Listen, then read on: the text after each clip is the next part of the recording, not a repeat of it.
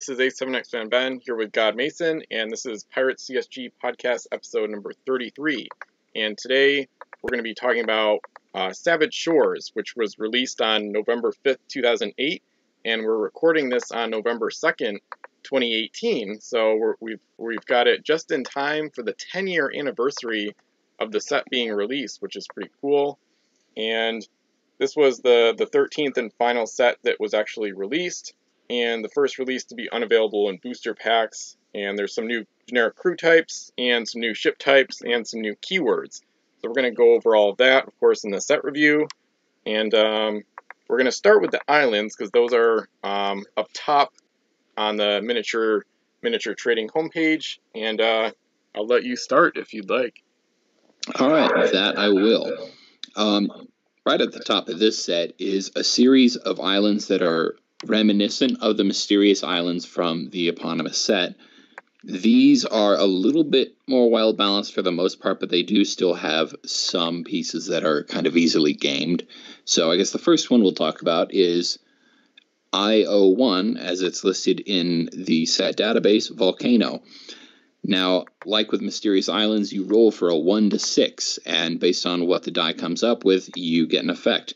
Volcano, 1 or 2, it wants you to roll a 5d6, and for every result of 4 to 6, eliminate a mast from the ship. 3 to 4, no effect. 5 to 6 is put a treasure coin from this ship onto this island. It can't be reloaded this turn. So I guess this one kind of reminds me of the Mysterious Islands in that it has some pretty crazy effects. This is probably not one I would use unless I were going for an offense-heavy fleet, specifically to trip up somebody who's focusing on a gold-running playstyle. Mm-hmm. Yeah, I agree with that. It's pretty devastating if you get the negative effect. You could dismast a 5-master if you roll badly. And yeah, I actually don't have experience playing with these yet, because I've actually never opened a Savage Shores scavenger pack box, and I don't have the islands or trade currents. Really? But yeah, I know it is a weird thing for me, definitely. I have just about the whole set, but it's from different lots on eBay, so yeah, I haven't really played with these, but this one is, I agree with you there, and the negative effect is, for the most part, too much to justify in general. Mm-hmm. So yeah. Alright, the second one is Native Village. On a 1 or 2, Restless Natives. Eliminate a crew from the ship, 3/4 no effect. And 5 or 6, Friendly Reception. After the ship finishes loading treasure from this island, she can move S. So that one's pretty mild, so not a huge negative.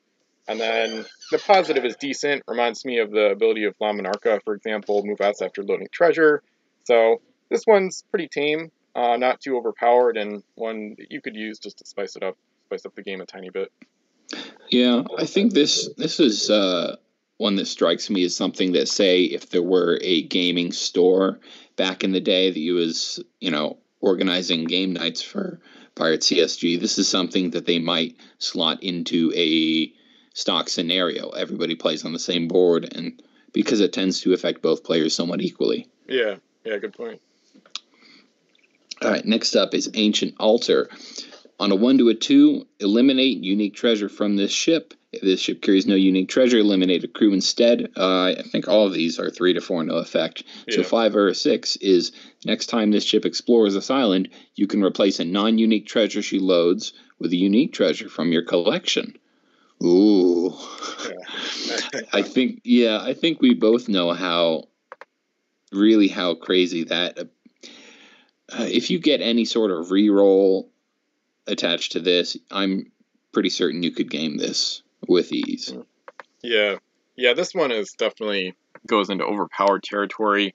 There's a lot of unique treasures you could bring into the game, like Nemo's Plans and all sorts of stuff, Altar of Loloa, which would be fitting because the altar name of the island.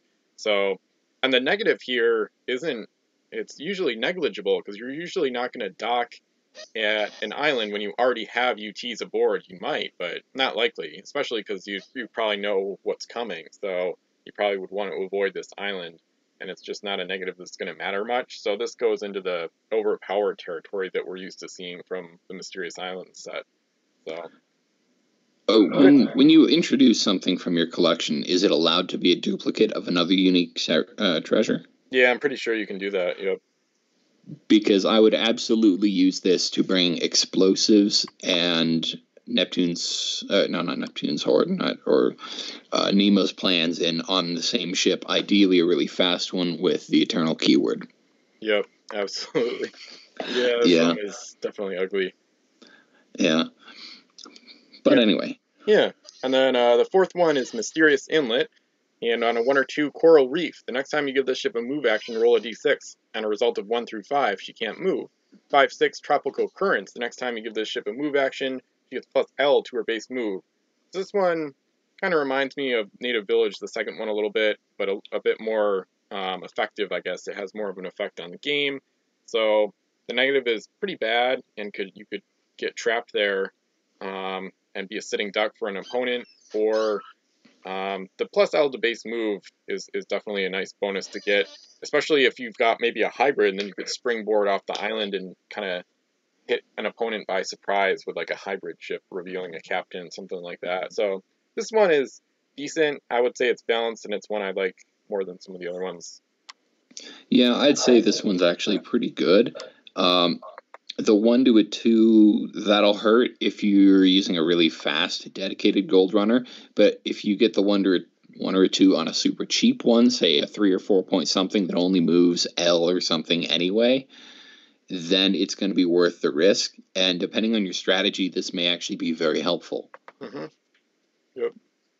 And Mysterious Inlet, I think, is also the less successful twin set of Mysterious Islands. Yeah. Speaking of islands, the next island is Island Paradise. 1 or a 2, roll 1d6. Put that many crew from the ship onto any other wild island. So it's like Jonah, but worse, the 0-point delimiter. Actually, all 0-point delimiters. But 5 to a 6, you can assign a crew with 3 or fewer points from your collection to a ship in your fleet. So it's like this is like those, it's like a recruiter crew, sort of. Yeah, kind of. Or like the Castaway UT. That one is 3 or fewer. Yeah.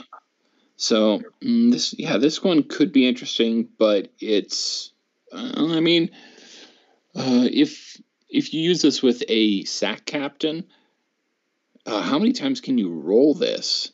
Because if you have, say, a SAC captain, couldn't this in theory allow you to just sort of feed crew into the game constantly? Yeah, exactly. That's part of why it's kind of broken in some ways, at least. So you could get like unlimited extra captains, 3 points or fewer, and then there's a lot of other good crew for that cheap, like Helmsman, SAT, the same action twice, Foreign Leader, keyword. That one is great, of course. So yeah, and it doesn't say.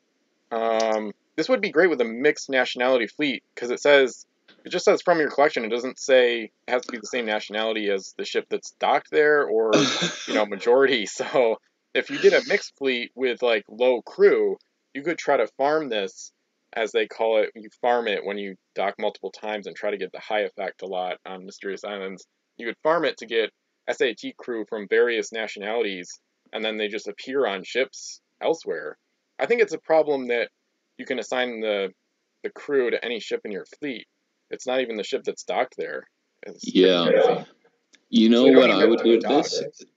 There's no contingency for the 1 or 2 if you don't have any crew on board. So just send an empty ship to do this, an empty cheap ship that'll just dock or repeatedly do whatever to trigger the effect, and gradually fill your mostly crewless, but plenty of good, a lot of good ships. Just fill them up with the generic crew that you really needed. Yeah, this is crazy. This is more game breaking than I realized. I've hardly looked at these that much compared to a lot of other stuff in the database because I don't have them.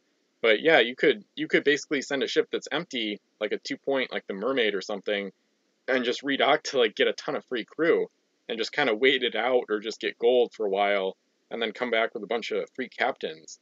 And yeah, since the negative is only from the ship that's docking, you could just keep the ship that redocks empty and just put all the free crew on your other ships that aren't even docked there.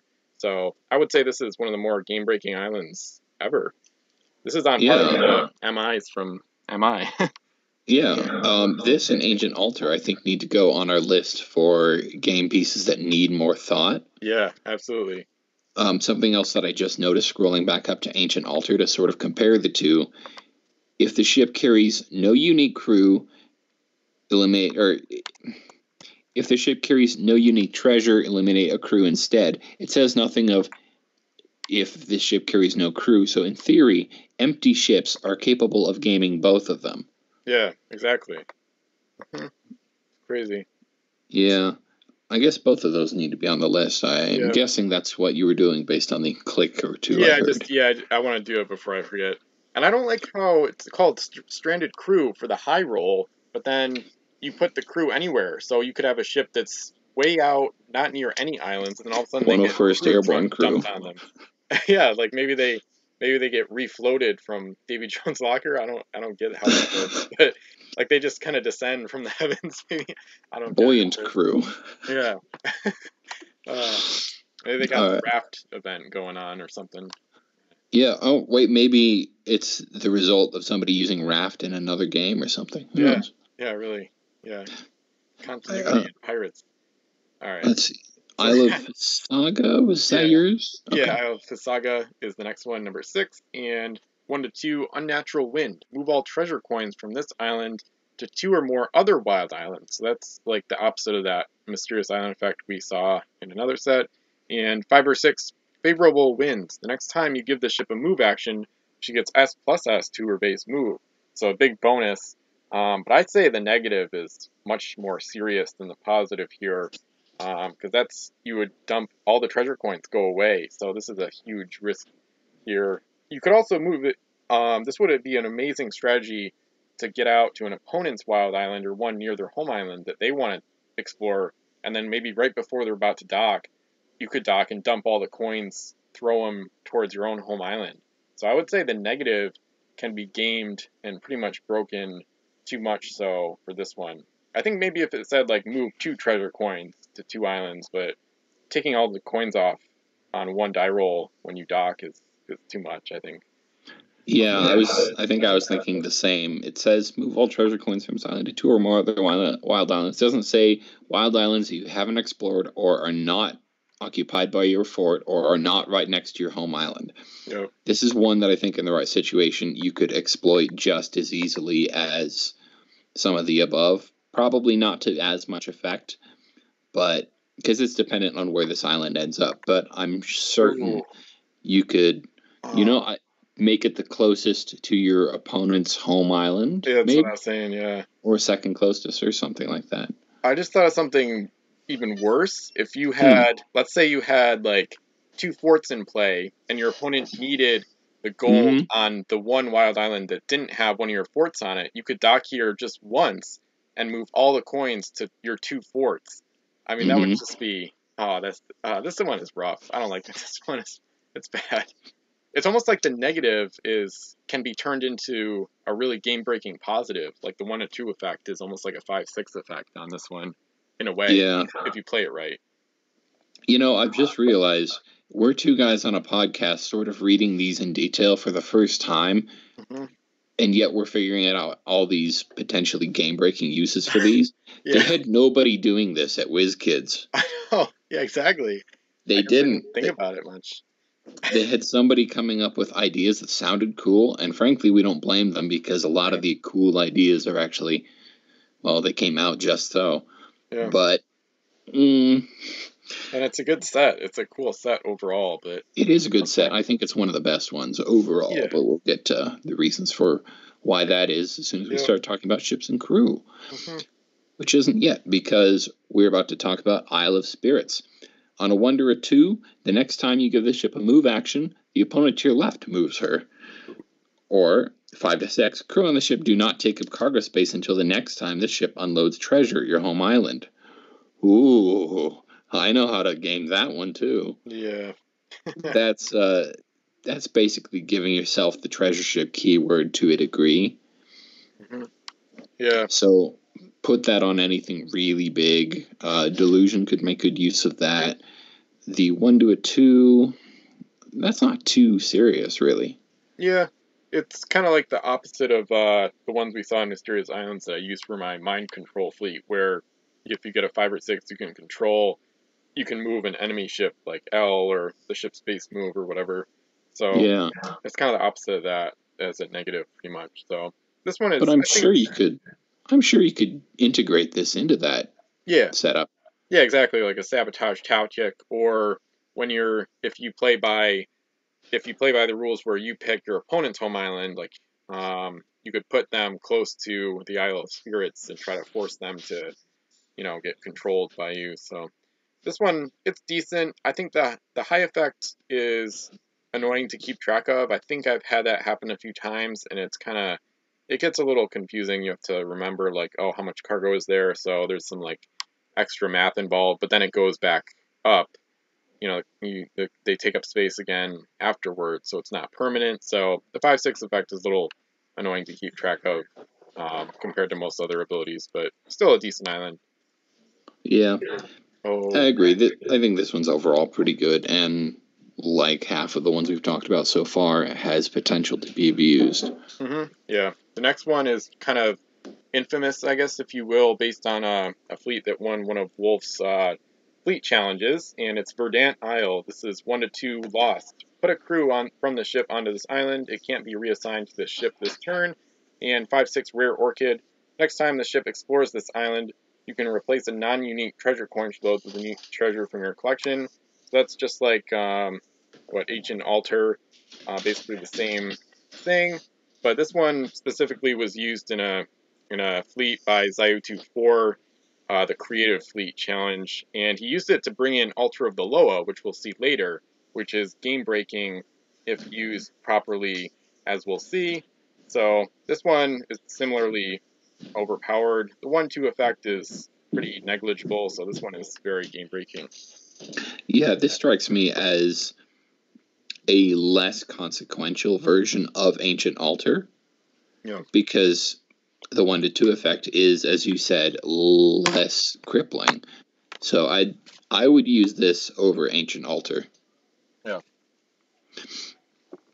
All right, next up we have these are kind of a set of islands that, well, they're called Great Turtles, and on the reverse side they have a trade current, which is a terrain type added to the set, which we'll talk about in a second.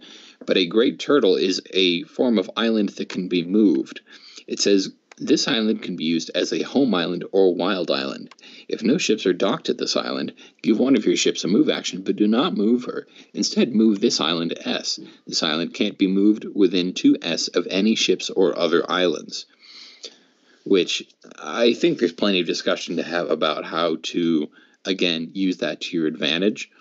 All of the Great Turtles have unique art, as far as I know, because they had to fit onto different island punches. Yep. I guess one of the uses I can think of for this is gradually scoot it toward wild islands, or put a fort on one and move that towards your enemy's home island. Yeah. Yeah, exactly. Yeah, get like a zone control, like Ramsgate would be a good fort to do that with, or Parakeets, of course. This is one I really want to play with. I could just proxy it. I've had some ideas on this in the past, similar to what you were talking about. So it's really interesting, and I think this could go on the list of game pieces to talk about more once we brainstorm like specific use cases as well, or some of the crazier stuff. Yeah. So I guess I'll zip through the rest of them, because we've got islands 10, 11, and 12 are all Great Turtle / Trade Currents. Got some different artwork there. I do like Trade Currents we really didn't discuss, though. Yeah, okay, yeah, I'll start with those. So the Trade Current says, Trade Current is friendly to the player who placed it. Once per turn, when a friendly ship moves over or begins her turn touching a friendly Trade Current, she gets +S to her base move. So these are a function of the Navigator crew, a 2-point crew. You can place a Trade Current on a 3 through 6 after giving a ship's move action for the turn, giving up the action. So it's a very good terrain to place with crew, and it's unique in that regard, because most terrain just, is placed at setup, and you don't get to really influence it very much outside of like smoke pot specialists, stuff like that. But trade currents are extremely valuable. They're fantastic, especially in longer games, which I have some not as great experience with, because it gets kind of overpowered, because you can dump a ton of trade currents down in longer campaign games, and then you get the bonus a lot of times, and it just kind of compounds. So that's why I like Celestine's charts that UT will talk about. But overall, trade currents are great. I'm not a huge fan of kind of almost like a supernatural aspect of it, but it's still an interesting idea. I just think Navigator should have been more expensive. And one thing real quick, you can actually dump trade currents with Loss, the UT, where you can roll a d6 and that's how many terrain you play. So a lot of times that's used for whirlpools, putting reefs under 10 masters, putting like a Sargasso Sea under the Banshee's Cry. But you could put 6 trade currents down if you roll a 6, which can really make your fleet way faster, like all of a sudden. So just kind of further illustrates how broken Lost is, obviously. Yeah. Something else that I'd like to add is that trade currents, I mean, you can sort of think of them as a boost pad, really. I'm sure you said something of the sort. But correct me if I'm wrong, aren't Navigators like 1 point, maybe 2? No, they're all 2. Okay, they're 2, but a helmsman is also 2. Yeah. So just one Navigator in a large game is capable of absolutely swaying things. Yeah, it's annoying. Yeah, but I'm sure you found that out from gameplay experience of having it only used against you, not using it yourself at all. That's a good point.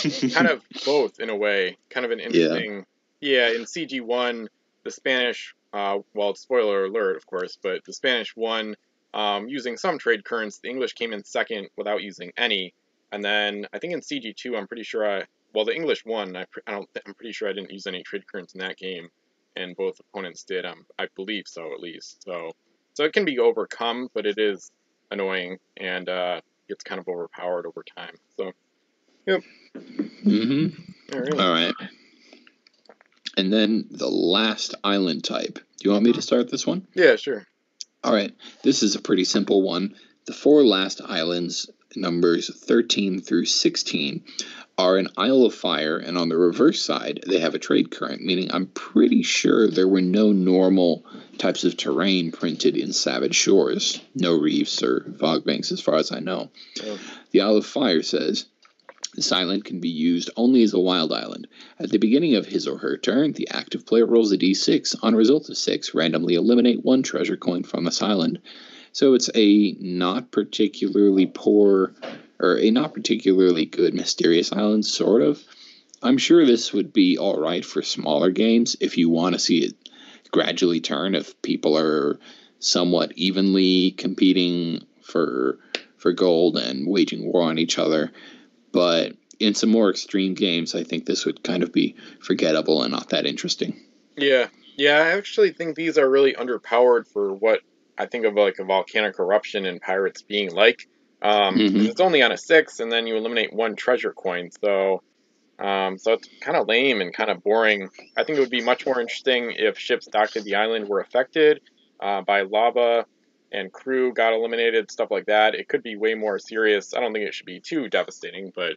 And on that note, I actually have I designed a Ring of Fire like island chain of custom mysterious islands, but hopefully we'll get to that eventually.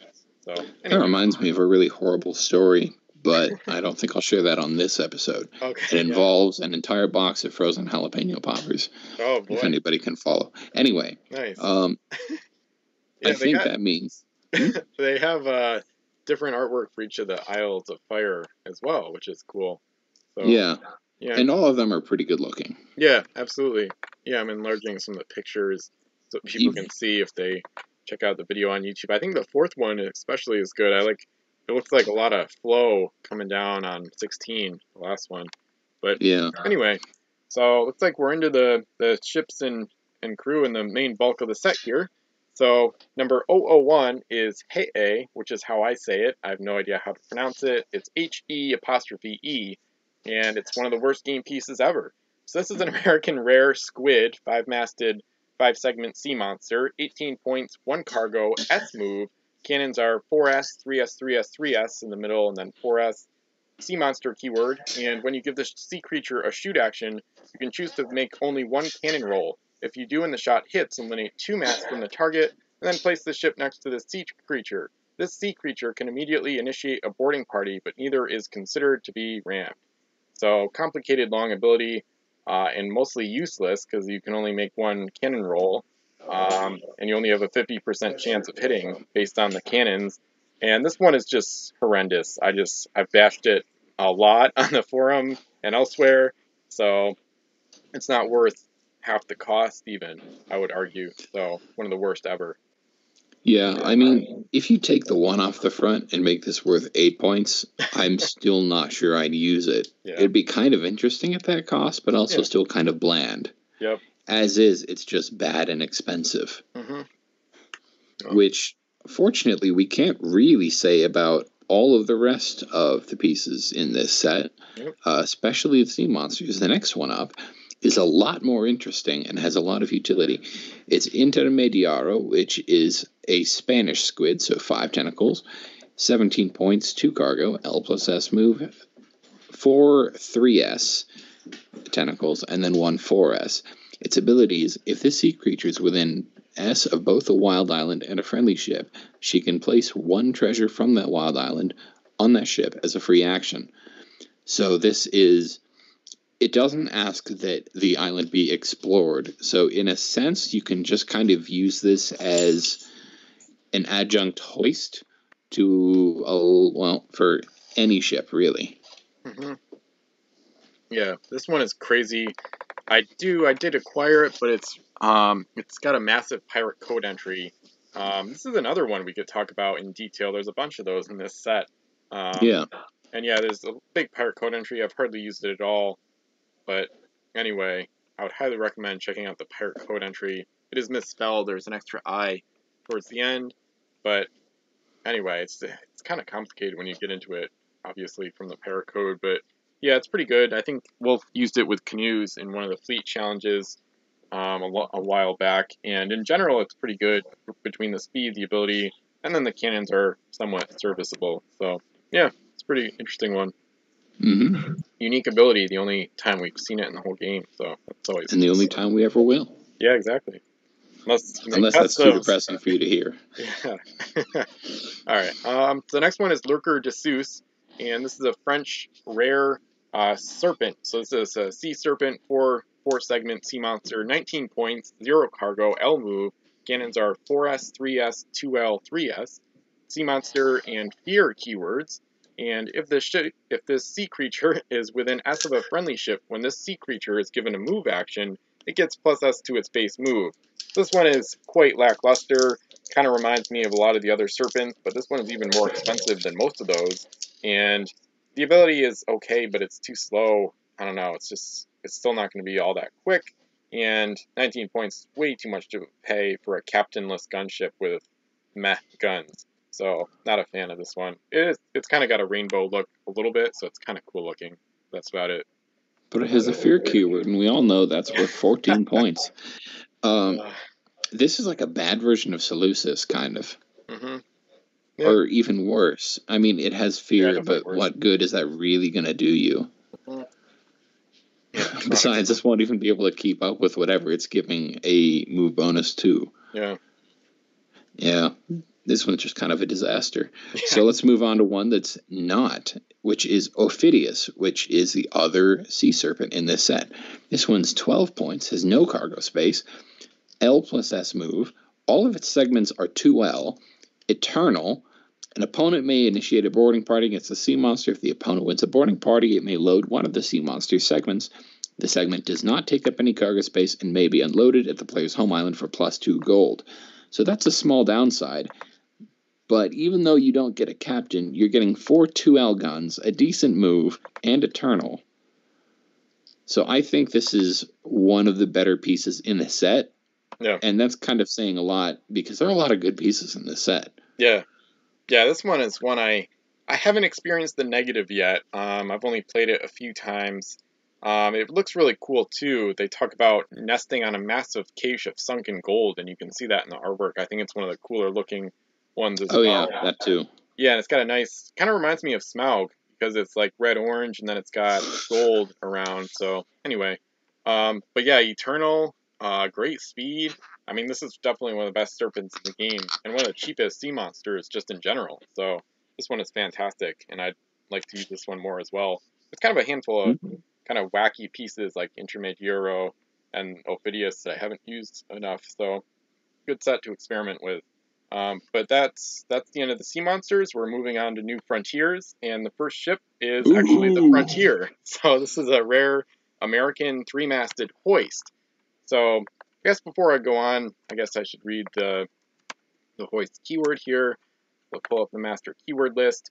So hoists were a ship type introduced in Savage Shores, obviously, and we see some more in Return to Savage Shores, but since this was the last set, we didn't get to see many of them. We'll see 4 tonight. And the hoist keyword says, a ship with this keyword printed on its deck plate card has a movable hoist near its bow. When this ship explores, it may transfer cargo to and from any islands and friendly ships that it can touch with its hoist. Once returned, the ship may be given a free explore action to explore any island, derelict, or friendly ship that it can touch with its hoist.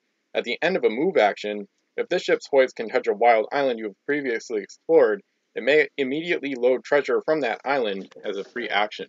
This is a great keyword. It allows you to just start yanking gold from islands at will. You don't have to dock. You don't have to deal with negative effects, at least not all of them. And it's also got the secret hold keyword, which I'll read as well. This one is a lot shorter. Secret hold says enemy ships can't take or transfer treasure from this ship.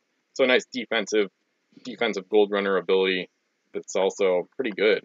So I know Wolf said that he contributed to the hoist keyword. I think on the forum, I'm pretty sure he said that he contributed all 3 of those ideas and told the designers to pick like 1 or whatever, and they went with all 3, which is, I think, part of the reason. I think he said 1 or 2 maybe, but yeah, they went with all of them. Yeah, exactly. So that's part of the reason hoists became a bit overpowered here. So the Frontier, though, back to the main ship, it's a 3-masted hoist. They're all 3 masts.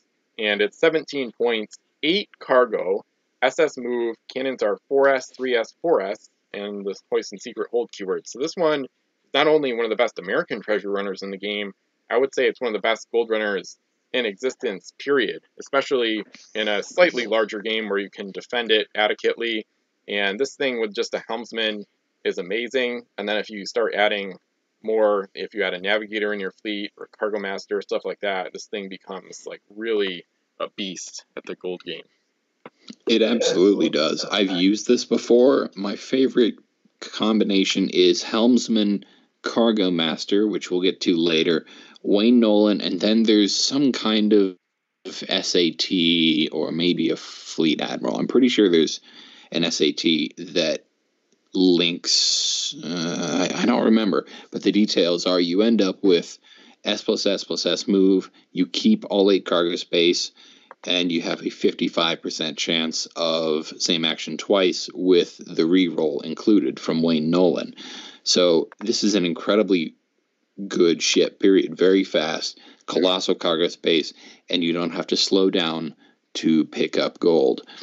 Yep. I agree with you. I think this is one of the best ships ever released. Yeah. Yeah, it's nice looking too. And this one, I will say, it's definitely playable in small games. Even 40. I've seen this thing dominate 40-point games. So even though it's really expensive for a gold runner, the keywords, the cargo, and the speed with a helmsman all combine to make it still wicked good. So like helmsman, oarsman only gets you to 20 points. Then you still have 20 or 25 to spend on fighting, or even more gold maybe if you want. So yeah, I'd say this is better than its compatriot here among the normal, just the plain rares of the set, being Buscador, the Spanish equivalent. This is another hoist, so that means 3 masts plus the claw arm on the front. This one is 14 points, 7 cargo space, L move. All 3 masts have 5S guns. Hoist, if this ship is within S of an enemy ship, when the ship is given a move action, she gets plus S to her base move. I don't think that's too bad, but to me, the slightly slower base move and slightly smaller cargo space hurt a lot more than anything. Yeah. Even though it's considerably cheaper by 3 points, the low move speed makes it trickier to use, because if you do get caught up by something, plus S is probably not going to save you. Yeah. You're going to get really wrecked. I mean, you're going to need to use this with an escort, period. Yeah. Yeah, exactly. Especially the cannons are worth 2, so there's no real hybrid option, whereas the Frontier has it a tiny bit with a captain since you have so much cargo. Yeah, Buscador is not as good. I still do think it's one of the best gold runners for the Spanish and one of the better 3-masted cargo ships out there. Okay ability, not as good as Secret Hold, but yeah, slower, less cargo, worse cannons. It's pretty much worse in every way, so kind of like a poor man's hoist, but 7 cargo for 14 points is a solid deal, and overall, still a nice ship. Still a solid looking ship too. This one is somewhat pretty, and I made a mistake just now. There's actually 3 hoists we'll see tonight. I thought there were 3 rares, 1 super rare, but anyway. So yeah, Buscador, pretty solid, but Frontier in a class of her own. So I don't know. Yeah, I don't have a pun for the Celestine, but this is a cursed 1-masted galley. The next ship, 11 points, 3 cargo, L+S move, 4S cannon, the galley keyword, of course, and when this ship is given a move action, roll a d6 before moving her. On a result of a 5 or 6, place a trade current. On a 1 or 2, eliminate a friendly trade current. On a 3 or 4, this ship gets +S to her base move that action, with a link to the Master Scribe, who pairs really well, because he's got the Navigator and Explorer keywords. So this is one of the best and only cursed gold runners, purpose-built gold runners the cursed ever got, and therefore this set kind of made up for the cursed lack of gold running options in a decent fashion. The Americans really made out incredibly well in that regard, but the Celestine is an interesting ship, another one-of-a-kind ability that we never saw elsewhere, and with a Navigator aboard with Master Scribe, you can place 2 trade currents in a turn if you roll a 5 or 6 for the ship, and then, of course, a 3 through 6 for Master Scribe with the Navigator keyword. I've seen it both ways, and I know Xerix has as well. Sometimes you'll get 2 trade currents in a turn with the combo, or you'll miss the Navigator roll, and you'll roll badly for the Celestine and have to eliminate one. But overall, it usually works out really well. And then the middle, you get +S to your base moves. Then you're going around at LSS, even without a helmsman. So overall, it's a very good ship, and the link helps save a cargo space. So the Celestine is a great gold running option and one of the best logistical ships ever released for fleets. Correct me if I'm wrong, though. Doesn't the Navigator ability preclude you from moving when you use it? I think so, but I think you can still use both, as far as I know. I'll try to look up in the code in the meantime, but okay. That's how if you can use both, then it would make a lot of sense, and then you could set up a lot of trade currents. Well, no, you couldn't, because there's when given a move action, not default each turn. Yeah, I guess we'll clarify that in a second. Yeah, the code. Yeah, because you're not giving it up, so roll a d6 before moving her, so you can still move. And then in the pirate code, it does say, rolling for this ability does not use up this ship's action. It may complete the action as normal, regardless of the die roll result. So I guess you'd use the Celestine's ability first, and then I guess the Navigator keyword after if you had Master Scribe. All right, so I had that wrong. In which case, this is clearly a pretty decent little gold runner, but more than anything, it's a good support ship, especially for larger games where you can make use of those trade currents for turn upon turn with so many ships. Mm-hmm. Yep, and it's a gold mine for the cursed. They need something like this to stay semi-competitive. Yeah, but odds are, if with our luck, if the game had kept going, we'd have gotten something better. Actually, we know we would have, but we'll talk about that at some other point. Speaking of luck, the next ship on the list is HMS Lucy's Luck. This is another 1-masted galley. This one is English, hence HMS. 11 points, 3 cargo space, base move of S+S, 3S gun, galley. Mass on the ship can't be eliminated by shots unless the cannon rolls a 6. I've used this before, but I did so without thinking to myself, wait a minute. It's a 1-masted ship. You can just ram the mast off. Yeah. This suffers from the same problem that all the other defensive abilities 1-masted ships have. Yep. You can ram it. You don't even need to bother shooting. Yeah. Yeah, it's just like the Pestilence from Fire and Steel, but a little more expensive.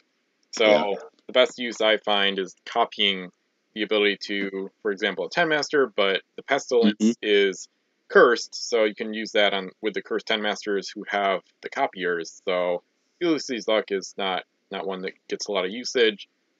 I like the Union Jack on the sail. Nice artwork there, but when that's the best thing about the ship, you've got kind of a stinker a little bit. So not terrible, but the best you can say about a ship is it's pretty. Yeah. It's like the best you can say about a girl is she's kind of funny. Yeah, like Lurker to Soos is nice, but yeah. Really. All right. Yeah. So the next one is the Rook's Folly, which is a cursed ship, and this is a 4-masted rare galley, 16 points, 4 cargo, SS move. All 4 cannons are 4S. The galley keyword and the possession ability. So if an enemy ship is within S of the ship, you can use the ship's action for the turn to try to possess a target crew on that ship. Roll a d6 on a 6. The target is immediately assigned to the ship. Its nationality changes to match the nationality of this ship.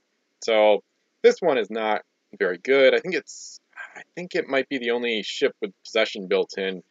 The others are crew, and although the speed is okay, the cost is really high. It can't be a great gold runner or a very good gunship, so it doesn't have much going for it at all, and possession has always been overpriced by whiz kids. This one could pass for between 10 and 12 points, and I think she might see a little bit of usage, but as is, she'll see almost no usage ever.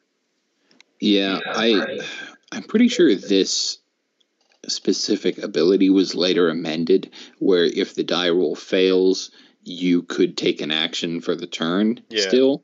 Yeah, you can. Even with that in mind, it's a ship that I really want to like because I want to like the ability, but the ability is not all that special.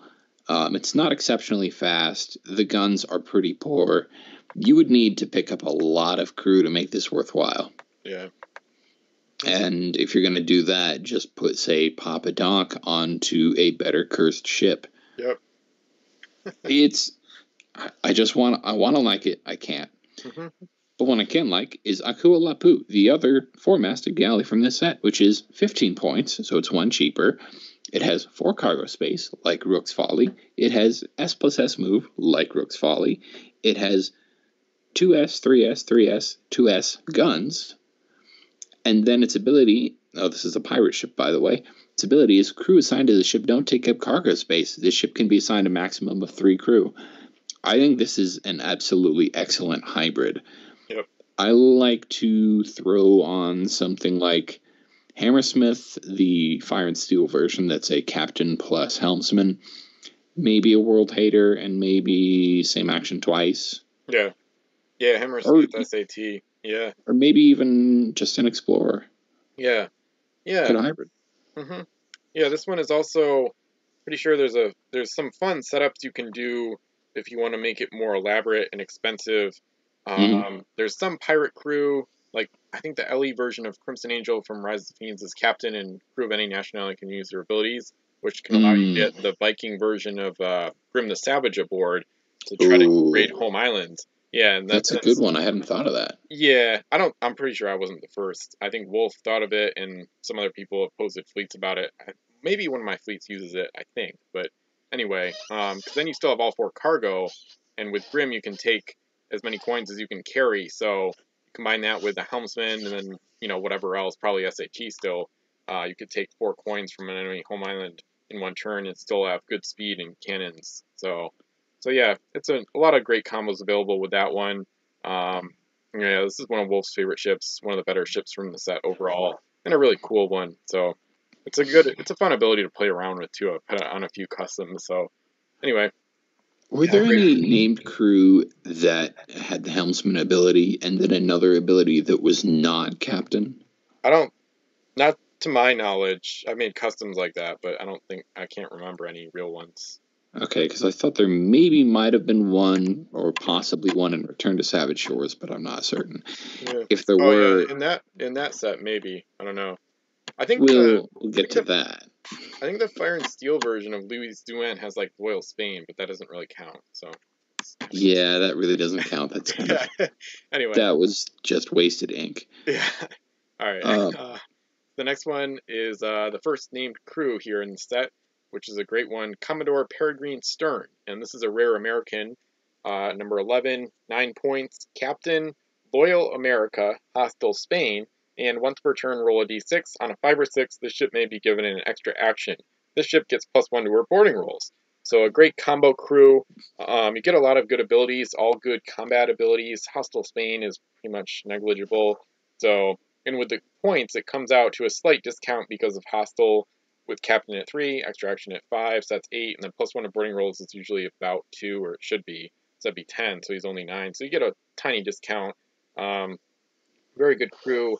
I love putting him on some of the bigger and better American 4 and 5 masted capital ships. I love putting him on the Albany, which I've probably talked about on the podcast already, because he combos really well with that ship. It has the hoarding gold ability, and this is just a great name crew in general. Only problem really is that you don't want to put too many eggs in one basket, as they say.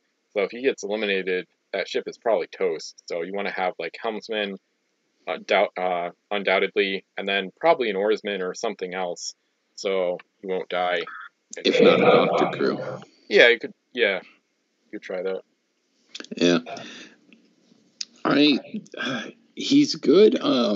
And to add what you were saying about discount, if you use WizKid's boarding roll bonus being +4, that would make him a 3-point discount.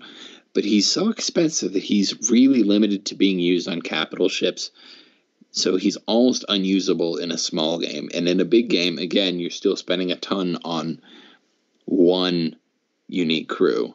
Yeah. And he's just something you don't want to lose, which is kind of one of the hard parts about really expensive crew that are, say, more than about 7 points. Yeah, it's like high risk, high reward. Yep. Yeah, but speaking of crew that are 7 points, conveniently, next on the list is Master Bianca, who is returning for the first time since Spanish Main. He's 7 points Spanish. Cargo Master, Secret Hold, linked to Bianca's haulers, who also reappear. Cargo Master, for those who don't know, is effectively the crew does not take up space, and it adds 1 cargo space to every single ship in the fleet that belongs to the same nationality as the ship that it's on. Ergo, if you put Master Bianca, a Spanish cargo master, onto a Spanish ship, that ship gets 1 extra cargo space, he doesn't take up any, and all your other Spanish ships get 1 extra cargo space. It's an incredibly powerful ability, especially in big games. You really only need to make it work on 2 ships for it to be worthwhile, because WizKid's own +1 cargo ability costs 3 points, and the generic cargo master was meant to cost 5. So, you do the math. Yeah, and Secret Hold is worth about 2 points. That's about right for that ability, so it makes sense. It's just I've already talked about it, so I don't want to repeat myself too much, but I think it just should have had a cap, like pick 3 or 5 ships or whatever that get the +1, because uncapped it becomes breakable more and more as the game size increases. So great crew, just OP. So my solution, which I'll drop in alongside yours, was to give all cargo masters the limit keyword, which would sort of prevent them from being used as a generic crew. It would also take up your 1 chance to use a super powerful, limit type of crew. And I think even in really big games, people would still choose it, though. Yeah, exactly. Yeah. The next one is a French crew, Capitaine Baudouin de la Flotte. I don't know if I did that right, but sounded pretty close to me. I don't know French. Cool. Nice. All right, so rare French crew, 9 points. Captain and Lord Micron's ability. Instead of giving the ship an action for this turn, you can give another ship in your fleet 2 actions. A link to a 4-master we'll talk about soon that I won't try to pronounce. And this one is a great crew, like Lord Micron. Not quite as overpowered as Micron because he's only 6 points. This guy is Captain tacked on. So you kind of have to, this one is more of a trade-off. So do you put him on a capital ship and try to manage actually moving and shooting with a captain with that ship, and then giving up some actions but not others, or more likely you'll probably put him on the Coeur du Lion along with Princess Ari Ara for only 11 points total, and just park him at your home island and give actions at will. That's what he's used for more often, at least in my experience. So great crew, not quite as overpowered or amazing as Micron, but almost on that level. So OP as well. Yeah, he's a really powerful one. I want to use him just for his ladder ability, but part of me thinks that you could sort of just kind of put together a big French battle group in a big game, have him at the center of it on a sort of capital ship, and then as enemies come at you, use his extra action donation ability on the smaller ships, turn it into sort of a boss fight where they have to fight their way to the center. Yeah, that's a good idea. It's fun. Be a good scenario, too. Yeah. Although, I would really want to donate his extra action to Le Bonaparte from Davy Jones' Curse. Forget everything else. Yeah. Yeah. I know that's a game ruiner, but Yeah. you have to say it. Yeah. The next crew up is Wraith, who is a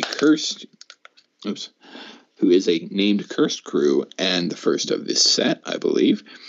He is 4 points, and his ability is whenever any crew is eliminated, roll a d6. On a result of 6, assign the crew to this ship. Its nationality changes to match the nationality of the ship, and it becomes linked to this crew. I'm pretty sure that's somewhat similar to the ability of Davy Jones from Caribbean. Yeah, he's got other stuff too, but yeah, same thing for this one. I like this one. It's not that effective, but in a really big game, if you've got crew elimination stuff going on, and again, if you figured out how to do Runes of Thor plus Nemo's plans, this would turn into something interesting really fast. Yeah, I did, without the UT combo, I did that in Vassal Campaign Game 1, with this guy on the Loki's Revenge, which has sack built in, so to try to turn the ship into like a death machine.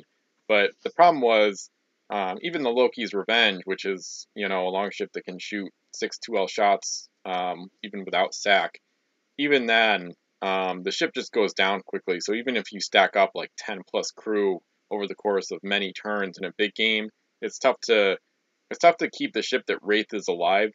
It's tough to keep that ship afloat when your opponents target it and once you get into battle. So I still want to try it out on a 10 master with sack. I don't think I've done that, but anyway. So I do like how they didn't.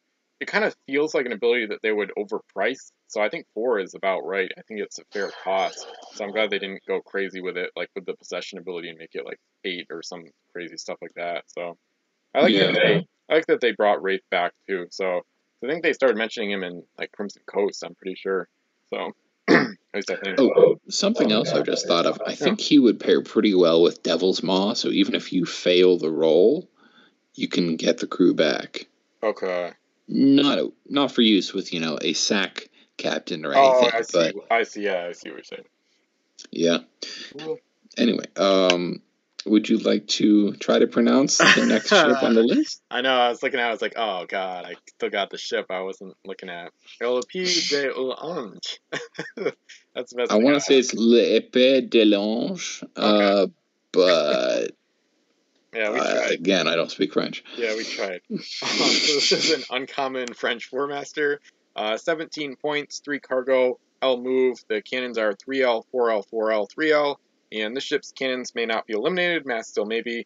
If derelict, she cannot shoot. So HMS Dreadnought's ability.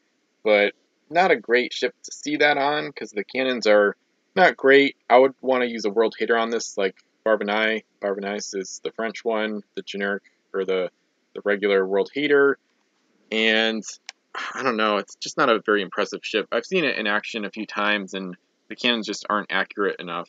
And they've got other great 4-masters like Horse for the same cost that are just way better. So this one is not too impressive to me at all.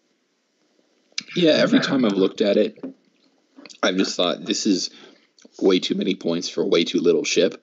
Yeah. It's a decent ability, but the stats need too much augmentation for it to really match up to what it costs. I think you're right. La Corsa is a much, much better choice, which is a pretty similar cost. Is it 1 or 2 points more? It's 17 or 18. I think it's the same.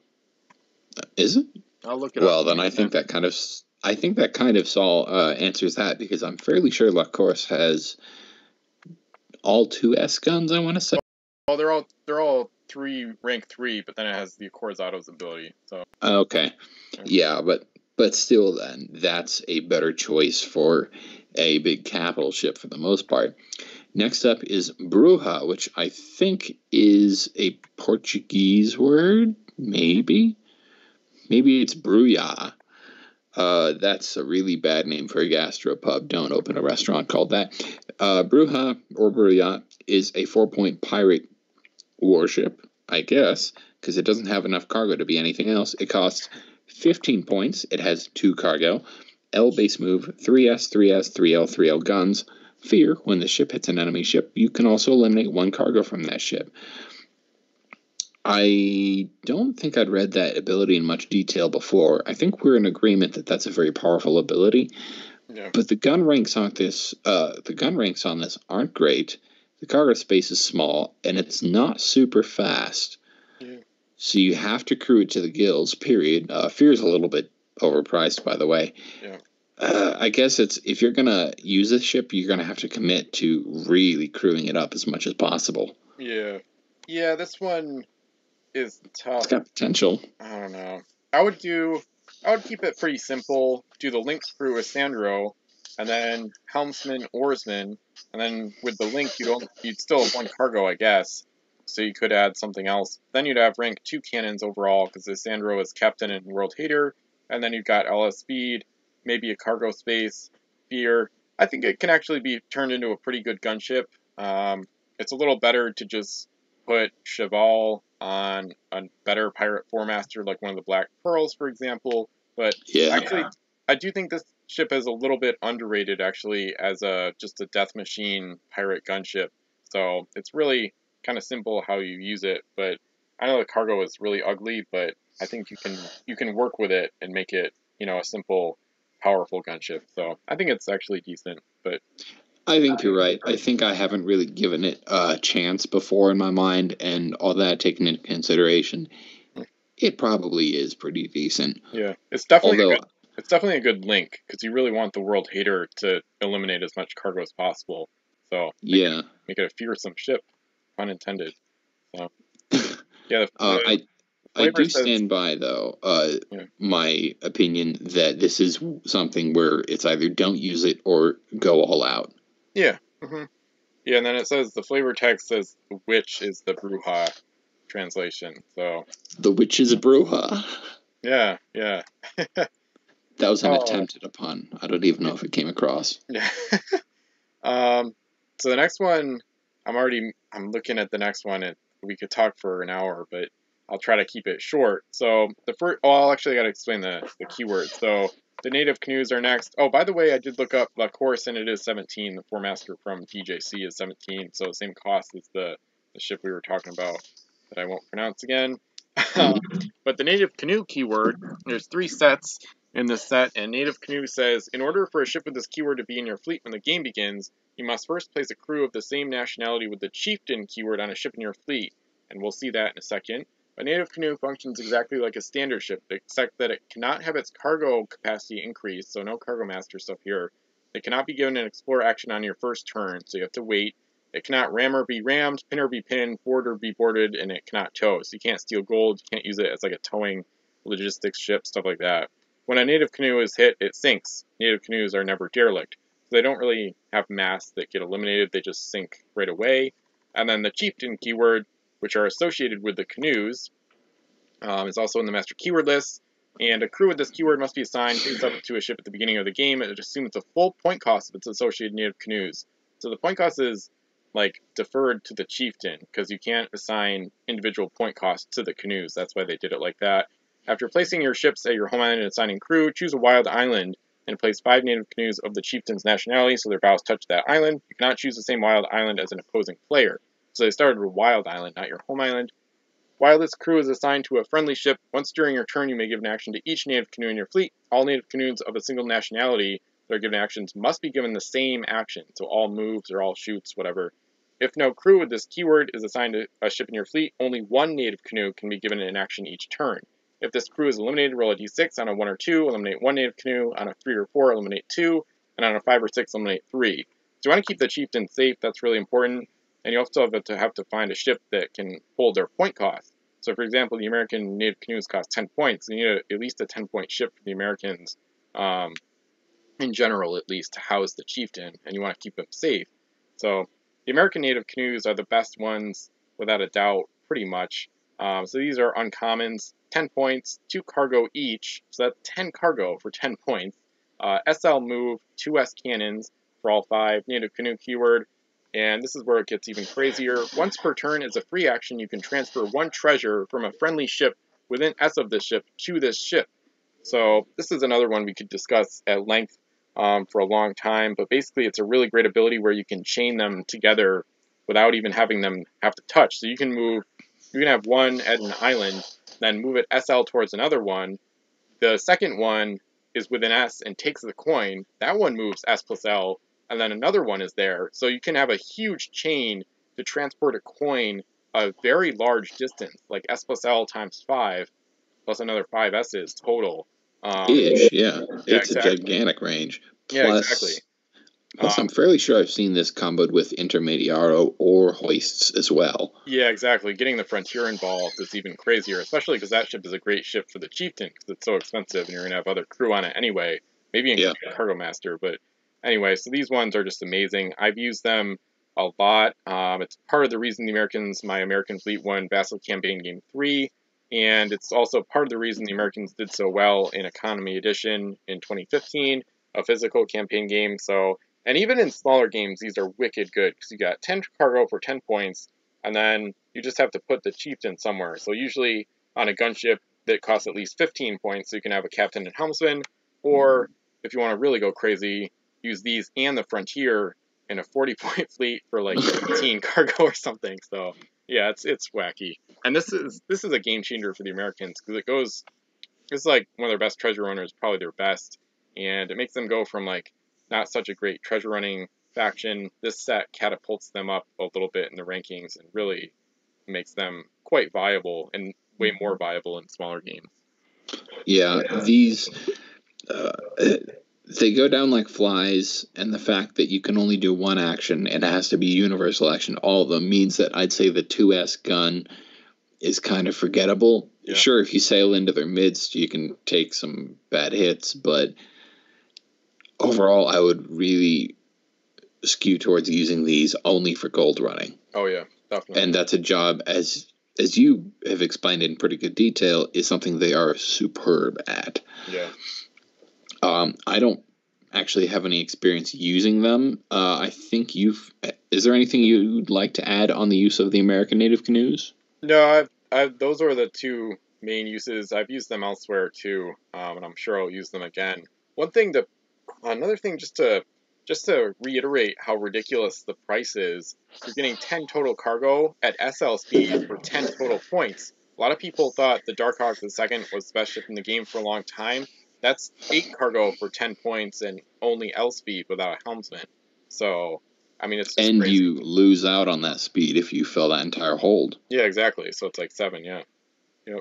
Yeah, so it's arguably better for gold running than the Darkhawk 2. Yep. Not as much for war, but you're not going to use them for that. And specialist ships tend to have the upper hand on generalist ships. Yep. The next one up is the Spanish set of native canoes. These come in at 9 points. These have 1 cargo space, S plus S move, and 4 S guns. So far, worse in every way except cost, although they do also have a very good ability. Each treasure this ship unloads at your home island is worth +1 gold. And because each one of these carries just 1, you're able to empty an island and bring it back for +4, effectively. Or +5 total. Or, well, with enough coins, sorry. Okay, I was thinking with the sort of 40.4 per island. But, but yes, which means even if you came across an island that somehow had all 1s, you'd be bringing back 10 gold worth. Yep. And actually, if you played a Joker of a game where everybody's, we're going to use all our 0 coins, you'd still be bringing something back. Yeah, it'd be great. That's a good combo to use with 0s, yeah. Yeah, the only problem with 0s is you still have to meet that 15-point cap, and then you're just kind of playing roulette with, are the 7s and 8s going to end up on the home island nearest my opponent? Yeah. Or, on the wild island. Yeah, unless you're like me and use house rules where you can use any gold amount. But yeah, sometimes it's really fun.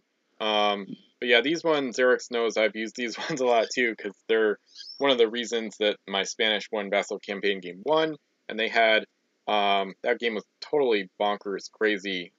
So they ended up with 7 total sets for 35 total canoes running gold to like the home island, or the wild islands close to their home island. So sometimes I would dock like 5 or more home in a turn and get the bonuses on all the coins, of course. So these ones are actually, these ones are the best competition for the American ones. But the American ones, between the ability, extra cargo, and the speed, the American ones are definitely better. I think the cargo, I was talking about this on the forum on my fan site Pirates with Ben. I was talking about how cargo is actually kind of like the defining factor of native canoes. Like 2 is like overpowered, like almost automatically. 1 is normal, and then I've got some customs with 0 that are like war canoes basically. So like you can't use them for gold because that's kind of overpowered in general. So the cargo is like the defining factor here. So anyway. And then some of these are my pictures, like those ones. Wish I had done like a blue background, but anyway, because I tried to fill in some of the missing pictures in the database. But the next ones are the cursed native canoes, and these are also 9 points, 1 cargo, SS move, 3S cannons, and native canoe. And if 2 or more cursed native canoes hit the same ship on the same turn, also eliminate 1 crew from that ship. So that's not a very good ability though when you don't have captain available and 3S cannons.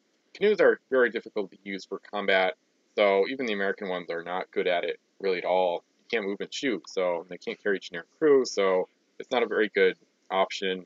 And these are slower and have worse guns. Yeah, exactly. And they're not as good as the Spanish ones because canoes are mostly used for getting gold, and these ones have a combat approach, which makes sense for the curse, but even for gold, they're not as good as the Spanish ones. So this is without a doubt the worst set of native canoes in this set. So kind of lackluster, not so great. At the same time, though, in the context of the cursed, you can't get 9 points, 5 cargo space, S+S move on any other, say, cursed ships. So amongst the cursed, these are pretty good. But in the grand scheme of the game, they're really not as special. Yeah. I guess they're still pretty good in the grand scheme of the game. But again, they're right up against the Spanish and the Americans, both of which are really, really good. Yeah. Not quite as good is the next ship down, Nene Nui. This is a 3-masted American junk that comes in at 13 points. It has 4 cargo, L+S move, 4S, 3L, 4S guns. This ship gets +1 to her cannon rolls against English ships. So, good cargo space, good move, kind of costly for her size, not good armament, and bad ability. Yeah. If you're really, I suppose you can use this as a gold runner. If you have a cargo master in play, throw a helmsman aboard it and maybe an explorer, and you're going to get a very fast ship that will be able to explore home islands and all that. I think it's too expensive for what you're getting, though.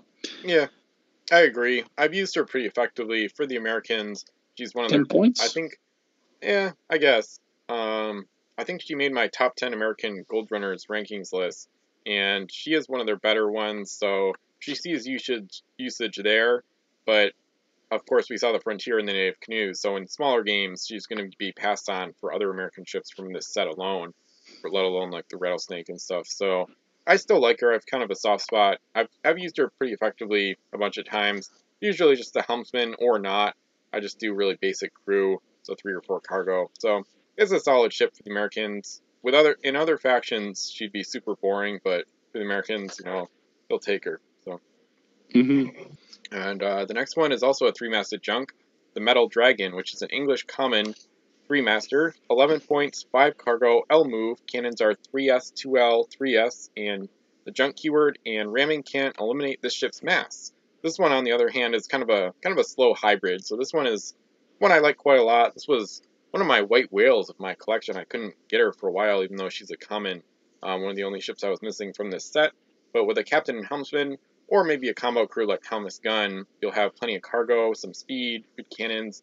I would use this as a basic hybrid and just try to fight and get gold. Nice ability, just a good overall ship, pretty much. I think I traded my only spare of this ship to someone. It might have been you. Oh, really? I'm not sure. Nice. Maybe.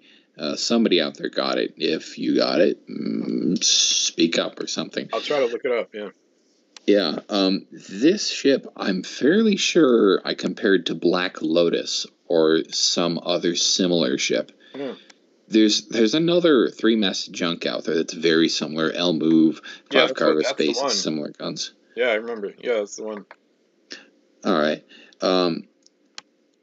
was not wowed by this ship the first time I looked at its stats, but when I started ranking junks, I was like, wow, this is actually pretty good. Because you do get good guns, you get good cargo space, you get an ability that's of some use on this ship. Yeah, it's getting all wacky. Overall, this is... It's getting all slow and, like, fuzzy. Again? I don't know. Huh. It might be an internet problem. Alright, yeah, sorry guys, having technical difficulties. So, huh. Yeah, I don't know what's going on here. That's weird. You can pause the recording if you want. Yeah, I had technical difficulties going into this episode. So one of the mics wasn't working on God Mason's end, I guess. I don't know if we'll be able to figure it out. I'm hesitant to stop the recording because it's been. Is that working? Yeah. Now, oh, okay. Yeah, that's good. That's really strange. It must be on my end. Yeah, it has to be. All right, but as I was saying, overall, this underwhelmed me at first. But looking at it, the only not so great stat is its base move, and a helmsman will fix that. Mm-hmm. Yeah. It's a nice ship overall. So I'm a fan. Probably because it's English and I like the artwork, but yeah. That may be. The next ship down is Demon Gate. This is a 2-masted cursed junk. 10 points, 2 cargo, SS move, 3S, 4L guns. And then it has S board. Ugh, this is not good. You're not going to use S board. It's not well armed. It's not fast. It's not cheap. It doesn't have good cargo space. What would be really cool is if they allowed you to maybe L board with it. Yeah. That would be cool, but still not quite good enough. What I really want this to do is be able to, say, if you roll a 5 or a 6, be able to board any ship on the board of play. It's a small ship, but I'm sure you could target like small gold runners, or if you really wanted, just repeatedly harass big ships until you get decent rolls. Yeah, that'd be crazy. I think they could either take the cost like in half or add like the possession ability or something, tack something else onto it. And it sounds kind of intimidating. It says Guardians of an Unthinkable Horror. The crew of the Demon Gate patrol the southernmost seas, attacking foreign invaders who wander too close. So an unthinkable horror is not a good description for Demon Gate. Yeah, exactly. So I feel like they should be a little more intimidating. Even making the cannons better. Yeah, it's just another crappy curse ship, basically. So yeah, that's what it is. Not one I like. So the next one is Jian, and it's a pirate 2-masted junk, common, 8 points, 2 cargo, LS move, cannons 2S 3L, and just the junk keyword, no extra abilities.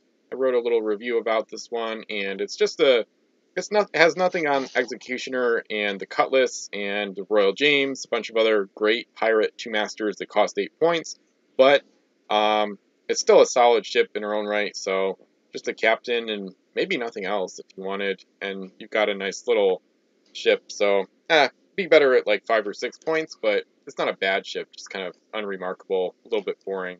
The artwork is decent, but the ship is a good example of reverse power creep because it's so much worse than Executioner, Royal James, stuff like that. Yeah, it's pretty, but 6 points would be right. It's still a decent ship. If somebody got this, say, their first ever ship, it would be usable, but again, not competitive with anything else at its cost. And there's not much to say about it because it doesn't have an ability. Yeah. So moving on, we'll get to a French 3-master, Dom Riant, I believe. 13 points, 4 cargo, L move, 3S, 2S, 3S guns. It gets reverse captain. It's a little bit slow to make good use of reverse captain, which was always an overpriced ability.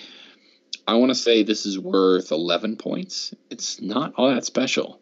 Yeah. It's okay, but we would both rather use Le Décharge. Yeah, exactly. Yeah, this one is pretty boring. This one isn't all that pretty, surprisingly, for a French ship. So, yeah, it's pretty boring. Just another... Or a ship called the Laughing Lady. Oh, yeah. Or Dame. Yeah. Not very pretty for Dame. Yeah, it's just boring, and another example of reverse captain being overpriced, so not too much to say, really. I guess kind of like a defensive gold runner. Kind of reminds me of HMS Cheshire, but not quite as good as that one even. Well, maybe. I don't know. Mm-hmm. The next one is Canoe, which is a Spanish common 3-masted schooner. 11 points, 3 cargo, L move. Cannons are 3L, 3S, 3L. And along with the schooner keyword, you've got the S Explorer ability. So once per turn, if the ship is within an S of an island, you can mark the island as explored without docking at it. The island becomes unexplored in regards to all other players. This one's alright, but they got El Cervantes from DJC has the same ability with 5 cargo. She does have worse cannons, but this one is kind of like a gunship version of that ship. So I don't know. It's okay, but kind of like an interesting escort type thing. But with this ability, you want to go really fast, and L is not a great start in that regard. So not a fan of this one either. I know that you already don't even think very highly of the S Explore keyword. Yeah. I'm kind of a devil's advocate. I'm one of the people that says, oh, it'll have uses on some ships. This is not one that it has any use on. It's not a fitting ability for a ship that is so incredibly average when it comes to stats. Yeah. Canela it's a pretty ship, but it's not a good ship. Yep. I'd go as far as saying that I would rather get, say, Xi'an in a first pack than Canela. Yeah, me too. Yep. Next up is HMS Silent Swan. This is a 10-point, 2-masted English junk. Not junk, schooner. Sort of, although it doesn't actually seem to have the schooner keyword in the database. I wonder if it has it on the card. I don't think so. Not that Anyway, 10 points, 2 cargo, SS move, 3S guns, both of them. When the ship is within S of an enemy ship, she gets plus S to her base move during that move action. So the same ability that's on the Buscador, but this is statistically not a good ship. This is I'd say this is worth 7 points at the very most. Yeah, I think 5 or 6 would be fine. Yeah, it's really meh. Like a lot of other 2-masters we've seen in the later sets of the game. So this is one of my least favorite English ships. Really boring and not really much fun either. So no real saving grace. No reason to use her. Nothing interesting. Nor is it even exceptionally pretty. Yeah, exactly. Yeah, kind of boring too. Yeah, very neutral colors. Alright, but the crew, the other named crew from this set, the commons, are actually quite interesting. Bianco's haulers are the first, and they have a link to Master Bianco, just like they did in Spanish Main. But this version says this ship can't be shot at while docked for 3 points. So this is an amazing ability to have on a crew, because you can put it on something like the Espada de Dios with the home island raiding ability, and you could avoid getting shot at when you steal gold from an opponent's home island. I've used it quite effectively in that regard on a 10-master at least once before. With the crew of any nationality, you can use their abilities on the ship. You can make some pretty crazy combos, especially with the Guichuan and probably the Baochuan maybe. So this one is a great ability. Spanish might not be quite the best faction to take advantage of it compared to the Pirates or even the Cursed sometimes, but it's a great ability, and putting it on a crew is, I don't know, arguably worth more than 3 on a crew. So, and you could try it on like a gold runner, but I don't know. I'd rather use it for like kind of crazy combos and stuff. So. I like this crew because I don't know who came up with this combo. Whoever you are, take credit, because it was an awesome idea. Whoever it was, they asked around with Wolf or something and found out then that Titans, those sea creatures from Ocean's Edge, when they were on top of an island, because they were allowed to move across them, were technically docked. Mm-hmm. So they figured out to put Bianco's haulers on El Toro, and you have what amounts to an unshootable mobile fort. You can crawl up on a wild island that still has gold on it, and you can just blast away, and they're not allowed to shoot back. Yep. Yeah, that's a good one. Whether or not it's all that effective outside of a small game or, big game, whatever, it's such a cool interpretation of the rules that I absolutely say hats off to whoever came up with that. Yeah, it's a fun idea. Next up is Duncan Rizzo. He's a 5-point French crew. His abilities are Parley, and once per turn you can reroll any die roll, blah, blah, blah. I think he's the only Is he the only instance of that ability as is for the French? Or do they have a 3-point reroller? I think they do. Okay. I think Aramis or somebody from Barbary Coast, maybe. One of the Musketeers. Yeah, you might be right there. I don't know. Parley, I don't know how good it is. I think I've heard it's all right. Yeah, it can but be good. If you want Parley, I'm pretty sure the French have a cheaper crew with the same keyword. Yeah, I'm fairly sure they do. Lenoir from Fire and Steel is basically the same, but with Loyal France for 4 points, still with reroll. Yeah. So. Oh, with reroll? Yeah, it's like almost the same thing. Well, then, Duncan, I'm sorry, but we're going to have to let you go. Yeah. The only reason I say no to that is because Lenoir's other version, or actually, sorry, that was the wrong version of Lenoir. The Rise of the Fiends is similar to Duncan Rousseau. The Fire and Steel version is a 4-point canceller of Lenoir. So I would use that version of Lenoir and then maybe Duncan in the same fleet. So I wouldn't pass on Duncan so quickly. I do think him and the Rise of the Fiends version of Lenoir are kind of one of the more underrated named crew combo abilities in the game.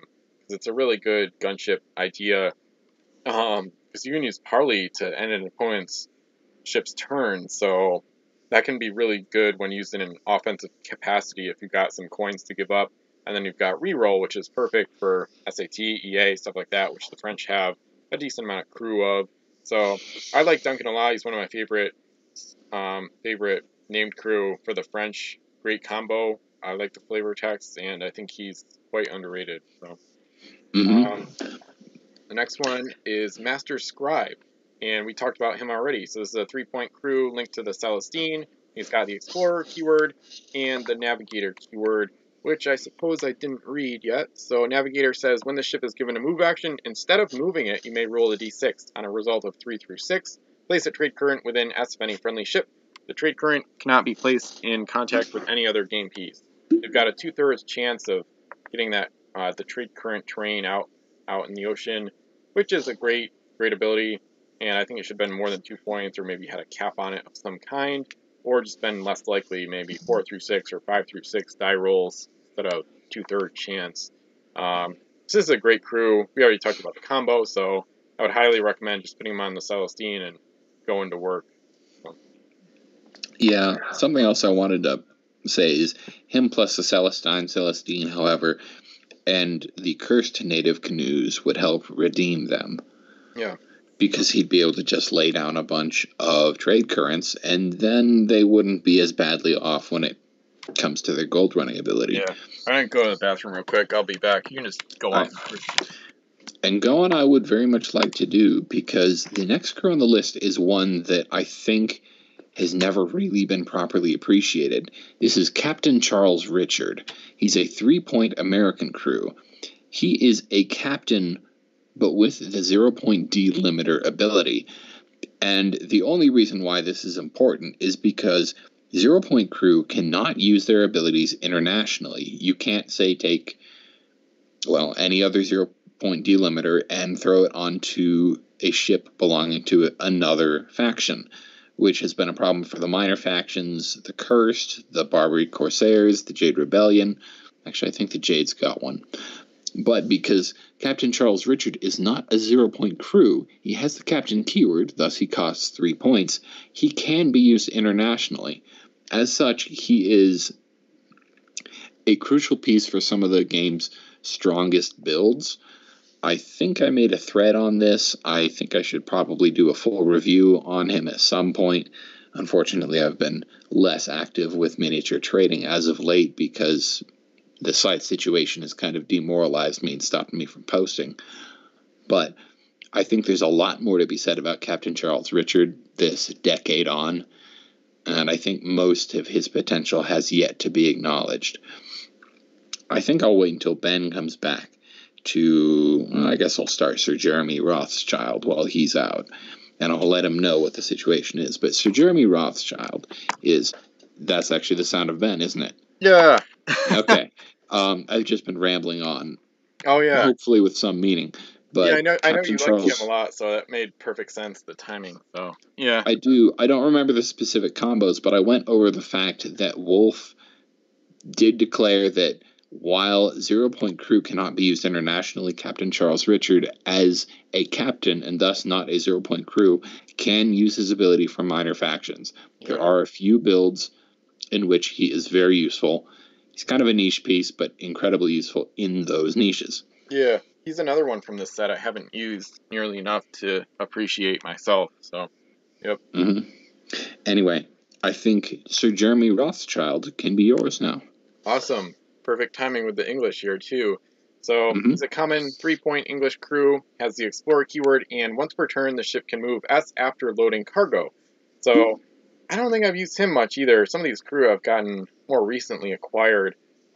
It's a solid combo of abilities, nice for a gold runner. English don't have a lot of gold runners that are worth putting him on, but I could see him being used maybe on the Lady Provost.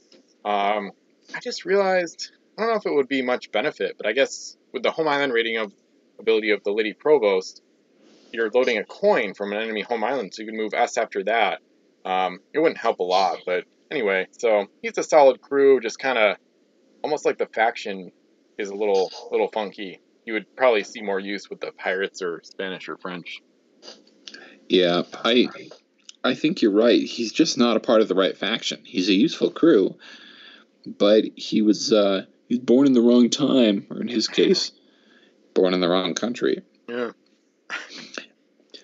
After Mr. Rothschild comes Isandro Ramirez, who I think we talked about earlier. He is the linked crew for Bruja.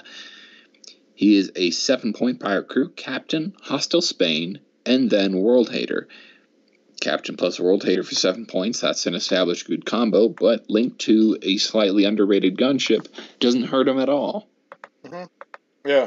Yeah, he kind of gets lost in the shuffle, especially because the pirates have so many good 7-point named captains. Yeah, including Barbosa, who's also a Captain World Hater. So then they've got Bruce Gray. So of all the pirate world haters, this is definitely the guy I've seen talked about the least. So yeah, another good crew for them, definitely. All right, and I would definitely recommend putting him on the Bruja. Anybody listening, it's a good set combo, nice one overall. So, but we're into the unique treasures next, so that's fun. Number 30 is the Frond of Bisaga. So a rare UT. Load this treasure. Just a picture of a leaf. Yeah, pretty simple. Unique treasure, picture of a leaf. Yeah. Load this treasure face down. You can reveal it when the ship is given a move action. When the ship is given a move action, roll a d6. On a result of 5 or 6, the ship gets plus LL to its base move. On a result of 1 or 2, place this treasure face down on the nearest wild island. This one I think is borderline overpowered. I know you just find it randomly, so it's risky if your opponent gets it, but LL on a 5 or 6, that is amazing. And if you combo this with a reroller or the OP Runes of Thor, Nemo's Plans combo, stuff like that, this is just, it can be game breaking. I haven't. You're moving at sleigh speed then. Yeah, exactly. So I know. Imagine this on the San Cristobal or some gunship that's already fast. If you transfer it to a ship like that, this one is. It's a lot. And then on a 1 or 2, it's on the nearest wild island, so you might be able to get it right back. You could just go retrieve it. So I think it should probably say farthest wild island to make it a little less breakable. But it's a really good one. It's fun. Yeah, this is. Well, I think the farthest wild island might have some ramifications in your round Earth house rule, but I think this is a fun, unique treasure that doesn't go too far over the top.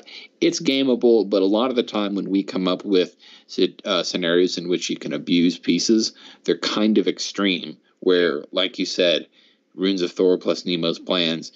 If you're going to get Runes of Thor plus Nemo's Plans, I don't think you're going to use it to get just plus LL to one ship space move. Yeah. I think we can both think of multiple things off the top of our heads that we'd rather do with infinite 6 rolls. You could do Front of Saga and explosives, and then you'd have like a heat seeker missile torpedo.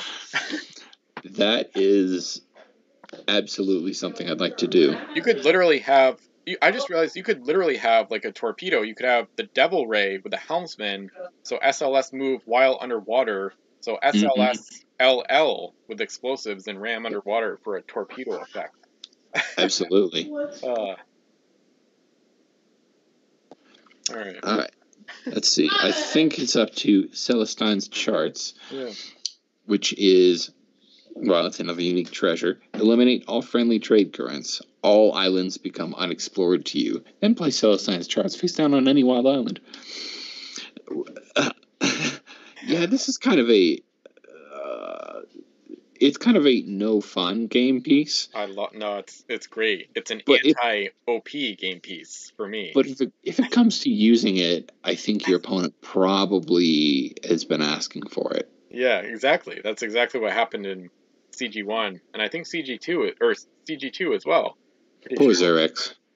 Yeah, pretty much. Well, that's what you get for abusing the navigators. So yeah. Yeah, no, this one I absolutely adore because navigators and trade currents in general are overpowered, underpriced, and really annoying in huge campaign games. And even, this is really random, but just real quick, from an aesthetic perspective, you have to put trade currents down on Vassal and then they stay there. So the ocean, like the map just looks weird and it becomes really crowded with tons of trade currents. And then to keep track of them, you have to put like a faction flag crew chip on the trade current to keep track of whose it is. So this one just takes them all out, makes the ocean look nice again, levels the playing field. This is one of my favorites just because of I like what it does to limit the overpoweredness of the trade currents. Yeah. Especially almost useless in a small game, but yeah, exactly. Of unquestionable use in a big game, provided you're the one who introduced it to the game. Yeah, exactly. Yep. And yeah, that game I tried not to use too many trade currents. English, I purposely didn't use any the whole game. But anyway, the next one is also interesting. So Manawa no Kohatu is another rare UT. Choose a crew on this ship. If this treasure or that crew is removed from the ship for any reason, eliminate this remaining treasure or that remaining crew. This ship gains the Eternal and Fear keywords. There is no crew on the ship when this treasure is loaded. This treasure is ignored. So Xerix and I talked about this a little bit on the unreleased podcast episode, or we all did, or whatever, or at least one of those episodes. And it's quite interesting. It's a little confusing to read. I think the original wording was maybe more confusing. I can't remember, but overall, I like it. I think it's interesting. I don't think it's too overpowered. Eternal is a really good keyword. Fear, not so much, but at least it doesn't cost anything, whereas Fear sometimes costs you like an arm and a leg just to use it, which is silly. So, and the translation says Heart of Stone. So, it's a good one overall. Slightly confusing, but pretty cool, actually. Yeah, it's a strange one. It's an interesting one. And I'm 99% certain this is referenced in another set. Okay. Yeah, that's great. I'm fairly sure it's in the flavor text of... not Wraith, but I'm fairly sure Cursed Cruise. Maybe Devereaux. Yeah. Devereaux does the Eye of Insanity, though. That's his Eye of the Dragon. I'll look it up. Devereaux. Yeah, you're right. I think he's looking for the Eye of the Dragon. Yeah. Everybody has their funny body part they're looking for. Yeah. The next up is Altar of the Loa, which you were talking about earlier. Yeah. Altar of the Loa, do not load this treasure. Instead, place it face up on this island. While docked at this island, you may eliminate 2 crew. If you do, on the next player's turn, you may choose to give actions to his or her ships, or choose that he or she gets no actions at all. 2 crew is kind of a lot, but I'm sure you could just sort of load a bunch of horsemen on your ship. It's getting fuzzy again, so I don't know what the deal is. I don't know if it's fixable. Better now? I can talk about it in the meantime. Hopefully it'll on your end. Yeah, totally below it. It's super overpowered. This one was used in that I-24 created fleet, Wolves Fleet Challenge back in the day, and it really showed how overpowered it was. It was brought into the game via the Verdant Isle, mysterious island that we saw earlier. So the problem is, do not load this treasure. So Wolf made an amendment to the pirate code, which said you couldn't use like abilities that bring UTs into the game to bring in UTs that you can't load. So that one, it nixed this combo, but as is, it's extremely overpowered because all you have to have is 2 oarsmen, and then you eliminate both of those, and then on the next player's turn, you may choose to give actions to his or her ships, or choose that he or she gets no actions at all. So it's basically this like cycle, this loop, where if you sack 2 crew, you skip their turn, and then as long as you can get 2 oarsmen or whatever, back to the island with Altar of the Loa on the next turn, you can skip their turn again. So it's one of the most crazy overpowered combos ever. I think this would probably be one of the top 5 or top 10 items to get banned if there was ever a ban list, without a doubt. Is the mic working? Yeah, it's better now. Yep. Thanks. Okay, good. I was going to say, you could just load a ship up with oarsmen, and again, you could abuse this. I'm guessing this falls into that thing of, in order for it to work, you have to fully eliminate the crew, remove them from the game, and not, say, move them to Devil's Maw. Yeah, definitely. Yeah. Okay. In which case, yeah, I can kind of see this going on a ban list. Speaking of which, you could probably write up a sort of top 10 most banned or should have been banned pieces. Yeah, Wolf has a classic thread called what should be banned or whatever that I've like brought up from the depths of the forum like a bunch of times. But yeah, okay, could be a good rankings idea, I guess. It'd be very opinionated, but still fun. Yeah, maybe it would be a 15 or 20. Yeah. Then we've got... Actually, real quick, real quick. I did see on Miniature Trading, Wraith's flavor text says, furious at his defeat from Crimson Angel's Kiss, the Wraith scours the South Pacific in search of the Heart of Stone, Nawa no Kohatu, a relic that will help him overcome the vestiges of his mortality and restore him to his place beside Davy Jones. And that's the Wraith from Savage Shores, the same set. So, yep. That's it. Yep, that's it. All right. Something else that I wanted to comment on is it's called the Altar of the Loa, and the Loa have also been previously mentioned, mostly in relation to Papa Doc, which means that the voodoo religion plays a subtle but important role in the lore of the game. Yeah, that's actually one of my favorite flavor implications, and I might actually expand on it with customs eventually. They really should have gone down that route if the game kept going, a couple sets, and then do something seriously about the voodoo and how Papa Doc comes into power or something. Yeah, I think it's amazing. That would have probably might have meant the death of poor Godiva. Yeah, probably. Yeah. Oh, wow. It's such an interesting flavor perspective. It's really mysterious and dark and interesting. So more on that later from me, hopefully, but we'll see. Possibly. The next 6 pieces are navigators for each faction. We've already gone over them. Navigators for the major factions, all 6 of them, all of them at 2 points. Then we've already talked about cargo masters. There was only one generic cargo master ever released at 5 points for the Americans, which means to a degree the Americans have a degree up on a bunch of the other factions just by virtue of having access to it. The Spanish do as well through Master Bianca, but he's not a generic crew. One of the other things that I've sort of been wondering about Cargo Masters, I'm not sure if this has been clarified yet, but because multiple generic crew are not able to use their ability on the same ship, do you technically get no bonuses if there are multiple American Cargo Masters in play in the same fleet? No, you should still get them. Should still work out as long as they're different ships or whatever. I mean, yeah, they're on different ships, but it's the same generic crew ability being applied. They just have to be applied to different ships. I'm pretty sure that's how it works. So, you can't stack them on the same ship, but the ability still applies to all or whatever. So, I think it's confusing. I think you're right, but I think it shouldn't be that way. I agree, it shouldn't be. Yeah.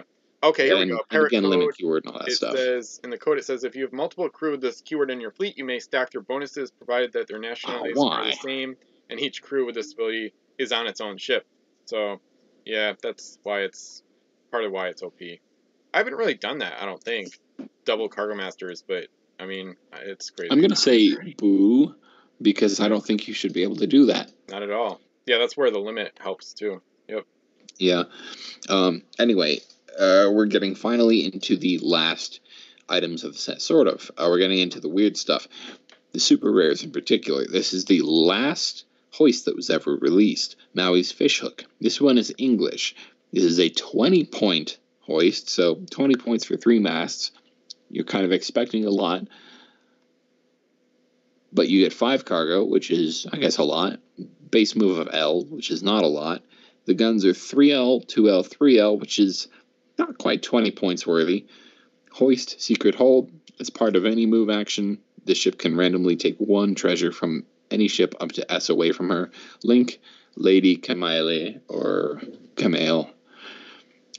As you've pointed out many times, this is way too expensive for what it is. It's not that great. It's not fast. It can't really make use of its secondary ability or tertiary, whatever you want to call it. It's just too expensive and not quite effective enough. Yeah. It's really flashy and like it's really pretty. It's got a nice silver glint, like a metallic look to it. As funky as Hoist's look with the crane, I think they're one of the this is one of the prettiest ships in the game in general. And it kind of reminds me of the medical barge ship idea, 'cause it's got like blue and white colors, and the crane almost looks like some kind of like antenna on like a modern hospital. I don't know. I've like thought that. I don't know. It's weird, but anyway, especially from the miniature trading gallery picture. But yeah, again, I'm talking about how pretty it is, so it must not be that great, right? It is exciting. Yeah. I think it's really cool, but not the greatest execution. So it's also the most offensive hoist between the low cargo, the very good cannons overall, actually, and the English have great fighting crew, of course. So it's the hoist most likely to be used as a hybrid for this set at least, but hoists are best at gold running. So this is basically the worst hoist for the most points. So yeah, it's not great. The ability, the last ability is solid. Overall, it's kind of like a stacked ship, but it doesn't really. It's just too expensive. So and it's really fragile for that cost. So anyway, I might actually skip the next ship and go to the link real quick. Lady Camille is the linked crew for the Maui's Fishhook, and it's a super rare English 6-point crew. Crew of any nationality may use their abilities on this ship. Once per turn, if this ship is within S of a wild island, you can mark it as explored without docking at it. The island becomes unexplored in regards to all other players. So this is a combo that doesn't really work too well. You get two abilities that are okay, but on a ship that doesn't really need them very much. She's not fast enough. The ship isn't fast enough to use the S Explorer ability very effectively, and the crew of any nationality ability can work okay. I think I used this with Grim the Savage as well. One of my fleets. It's this crazy hoist fleet. It's one of my favorite fleets I've made, but yeah, it's kind of a strange combo of abilities that doesn't work great on many ships at all. I'm trying to think. I don't know. It'd be some kind of crazy like San Cristobal setup, but it'd be tough to get her on there. So not a great crew and not a great ship. A lot of like flashiness and like pretty stuff and like a lot of abilities stacked up, but the end result is very lackluster for what you're paying. So yeah, she's 6 points, and she just doesn't have 6 points worth of value, especially on Maui's Fishhook. They just don't mesh. One of her abilities is even redundant, which is kind of disappointing. Yeah. I guess I'll talk instead about the other piece of this super rare set, which is Honu Iki. This is a one-masted English sloop, 7 points, 4 cargo, S+S move, 2S gun. The ship ignores terrain when she's given a move action. Islands are not terrain. Not too bad. Nothing super special. An okay English gold runner that might be able to... No, it can't defend itself. It's an okay English gold runner, and that's all it is. Yeah, for the English, it's quite good. They don't get many ships like this, so 4 cargo for 7 points, solid speed. It's not quite as good as a few of their other ones, but I think it's one of their better gold runners. Ignoring terrain is nice because Sargasso Seas are kind of a bane of one-masters.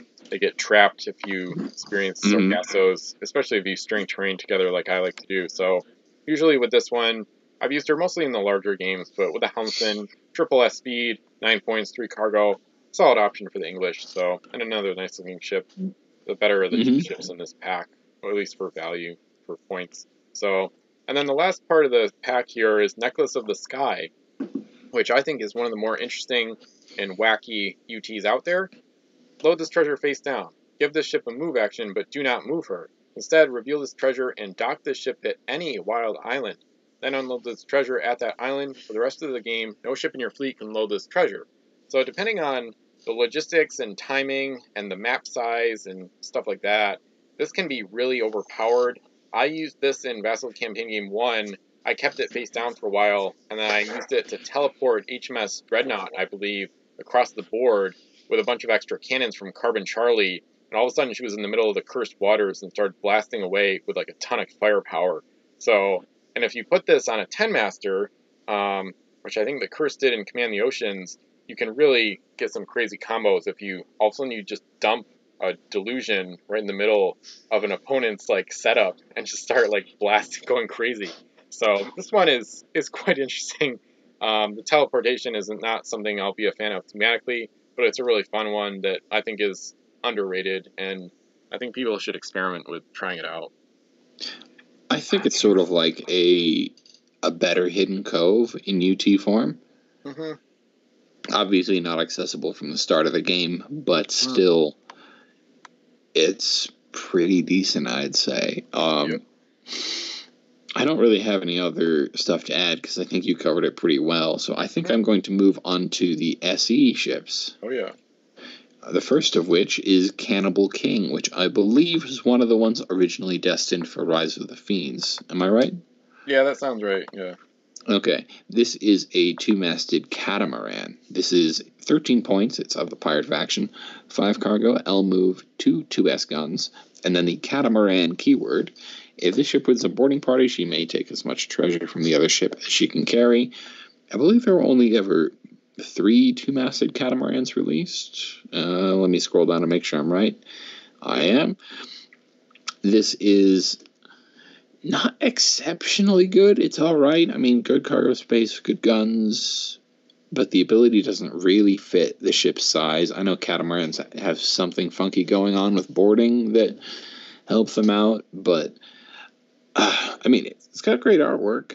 But then we're coming back to the it's pretty, but it's not actually that great. Yeah, I've got a big soft spot for this one. I think it's a really cool and fun ship. I think it works decently well. I agree, Horde isn't, spectacular on a small ship, but I mean, this one is oversized. It's 2-mast, but it's pretty wide and tall. But anyway, yeah, that's another problem. In case anybody doesn't have any catamarans, they are hilariously big for how many masts they have. Yeah, the scale is off, and they're wicked wide. The double catamarans are comical in terms of the width. It's crazy. They're 3 masters that are like the size of 6 masters. Yeah, and they're probably as long as some like 4-masted schooners are wide or something like that.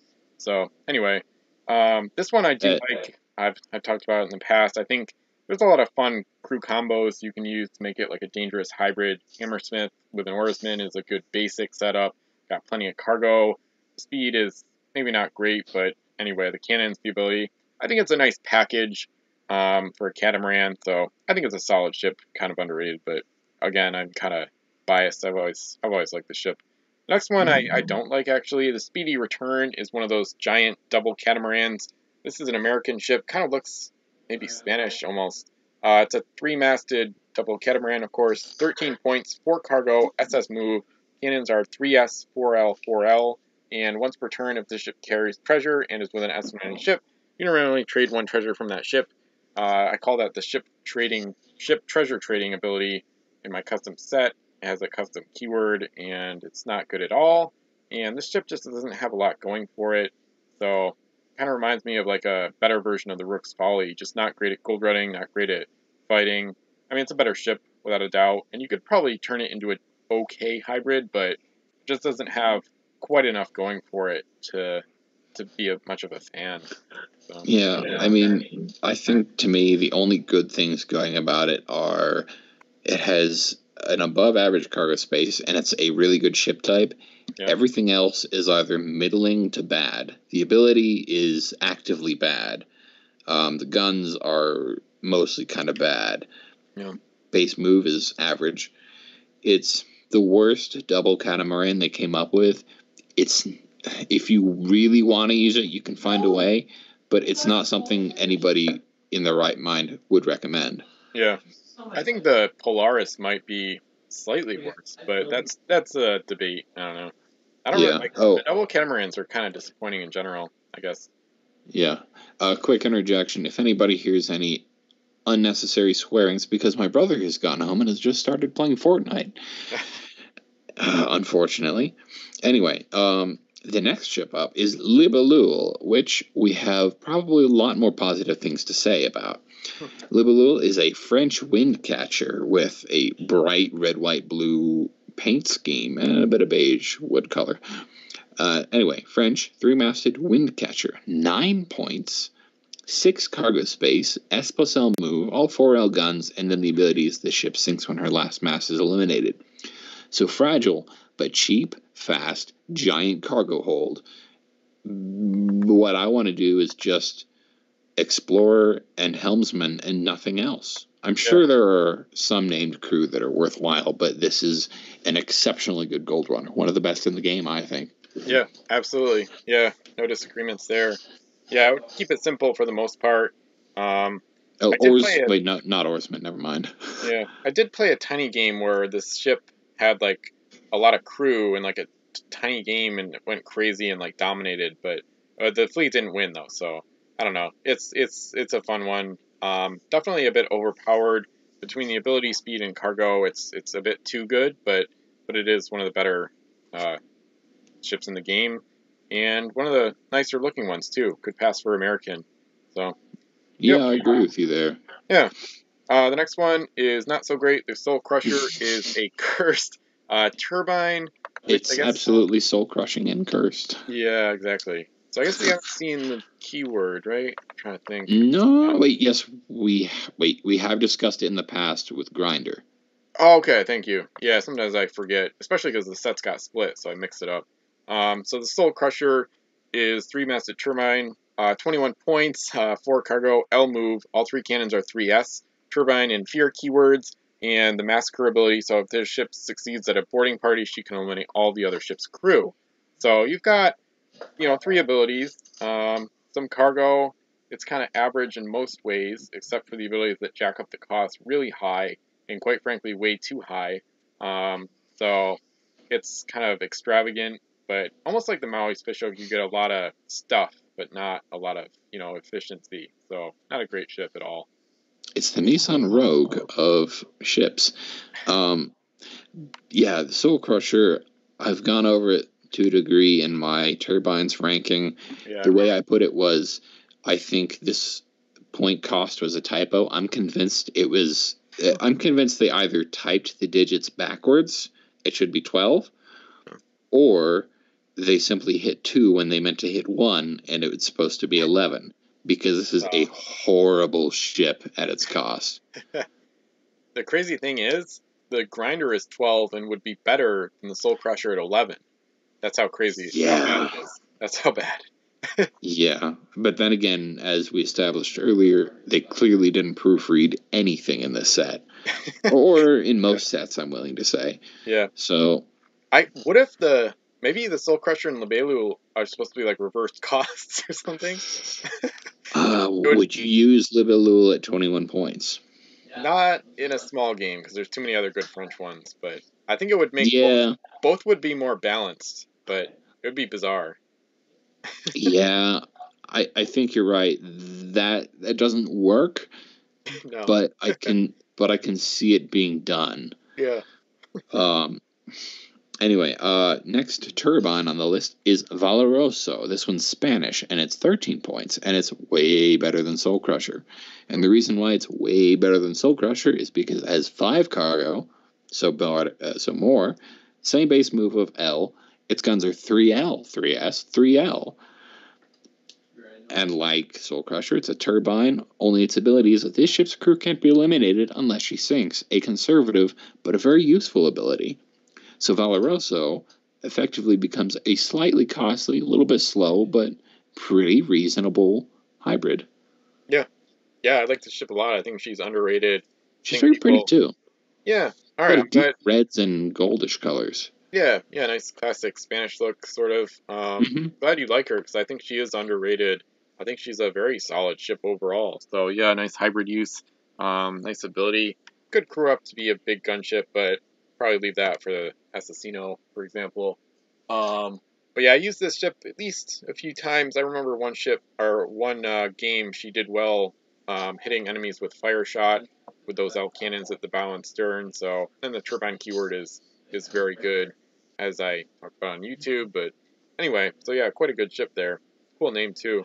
The next one is the last of the regular SEs, I guess you could call them. HMS Mirage is a English wind catcher, and this one is 13 points, 4 cargo, SS move. All 3 cannons are 3L, and along with the wind catcher keyword, it says this ship gets +1 to kin rolls against targets without all their masts. So, kind of like a vulture preying on weaker ships. So, a solid ability. It turns into World Hater real quick. So, as soon as you hit with one cannon, the others get +1, I guess. So, you get 2 Ls. And if you're going up against a ship that was already weak, you've got good firepower. So, I think HMS Mirage is also kind of underrated. And it's quite a good ship overall. You've got solid speed and cargo, good enough to use. So, yeah, now I see or I hear background noise more. Yeah. Yeah.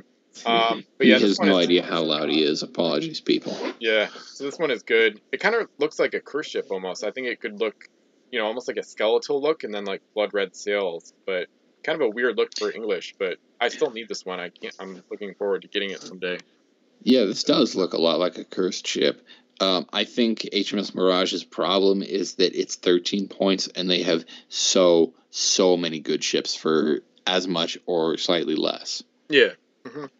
Yeah. If you put this with the cursed, it would be really very good. Yep. Yeah. If you could put it with the Americans. I'm certain you could even put it with like the French, and it would still be pretty memorable. Yeah.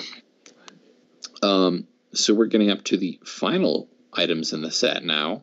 The actual final items, because I had forgotten about all the SE stuff. The first of which is the Celtic Fury. There were 2 10-masted junks in this set. They were assembled by buying all the value boxes. There was a fixed... So what they did was 10-masted junks are assembled from 3 full-sized mega cards, double the size of a normal card. They spread those cards out, 1 card per box, and this was a sort of fixed thing per SE box. So these last 6 ships we've been talking about, with each one was a separate card for either Celtic Fury or the other 10-master, Shui Jian. And if you bought all 6, you would have enough cards to build both. I don't remember all of the ships that Celtic Fury or Shui Jian came with, but it was standard. If you didn't have the 1 card left you needed, if you could figure out which box you needed to buy, you could just get that one.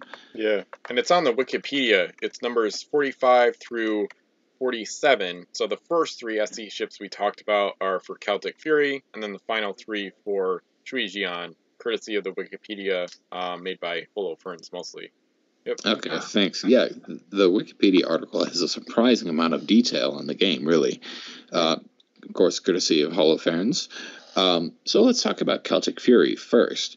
This, I think, you can tell where this is heading when I start the review off with, I think it's a very pretty ship. This is a deep green color, shamrocks on it. It's an utterly brilliant looking ship. Unfortunately, I'm of the opinion that it's the worst 10-master. And I'll get into the reason why in just a second. So 10-masted junk, 25 points, 7 cargo, L move. The guns are 3S, 3L, 4S, 4S, 3S, 3L, 3L, 3S, 3S, 3S. Its abilities, French crew can use their abilities on the ship, and it has a link to Eileen Bridget O'Brien, who last appeared in Mysterious Islands. In this version, Eileen Bridget O'Brien is still a mercenary, but she has Born Leader, which is same action twice, Expatriate, so she can actually be placed on any ship. Hostile England, +1 to cannon rolls against English ships. So she's sort of a same action twice, +1 against English, blah, blah, blah. She's not an exceptionally good crew. She's kind of an expensive same action twice. Yeah. And Celtic Fury's problem is that it's not as cheap as Zeus, which has a fuzzy again. Sorry. Oh, wonderful. Yeah. All right. Yeah, it's still bad. I don't know.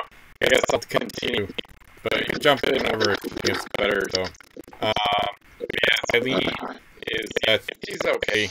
The link helps without a doubt. And I see if her case when you use her. It might be better now, maybe. Maybe? Does that work? Oh no, sorry, not yet. Wonderful. But yeah, Celtic Fury. Yeah, sorry about the technical difficulties, but I would agree in general that probably the worst 10 Master. It is still one of the cheaper ones, and it's still a pretty solid ship. I think people say that Soos is the only playable ship in 10 Master and 40-point games. I would maintain that these two are actually playable with the Captain Helmet. After 25 points, that's only 3 total, and you know, points or 15 even left over for gold and other ships in general, other points. So I still think their value. Is this working? Yeah, it's better. Okay, so, good. Yeah, I think it's viable in 40-point games, but you can go on. Yeah, I'd say viable in 40-point games, if only barely. The reason why I justify calling this the worst of the 10 Masters is because it has basically the same armament as Shuijian, slightly reshuffled. It's more expensive than Soos, while having the same base move and cargo space, but worse crew selection.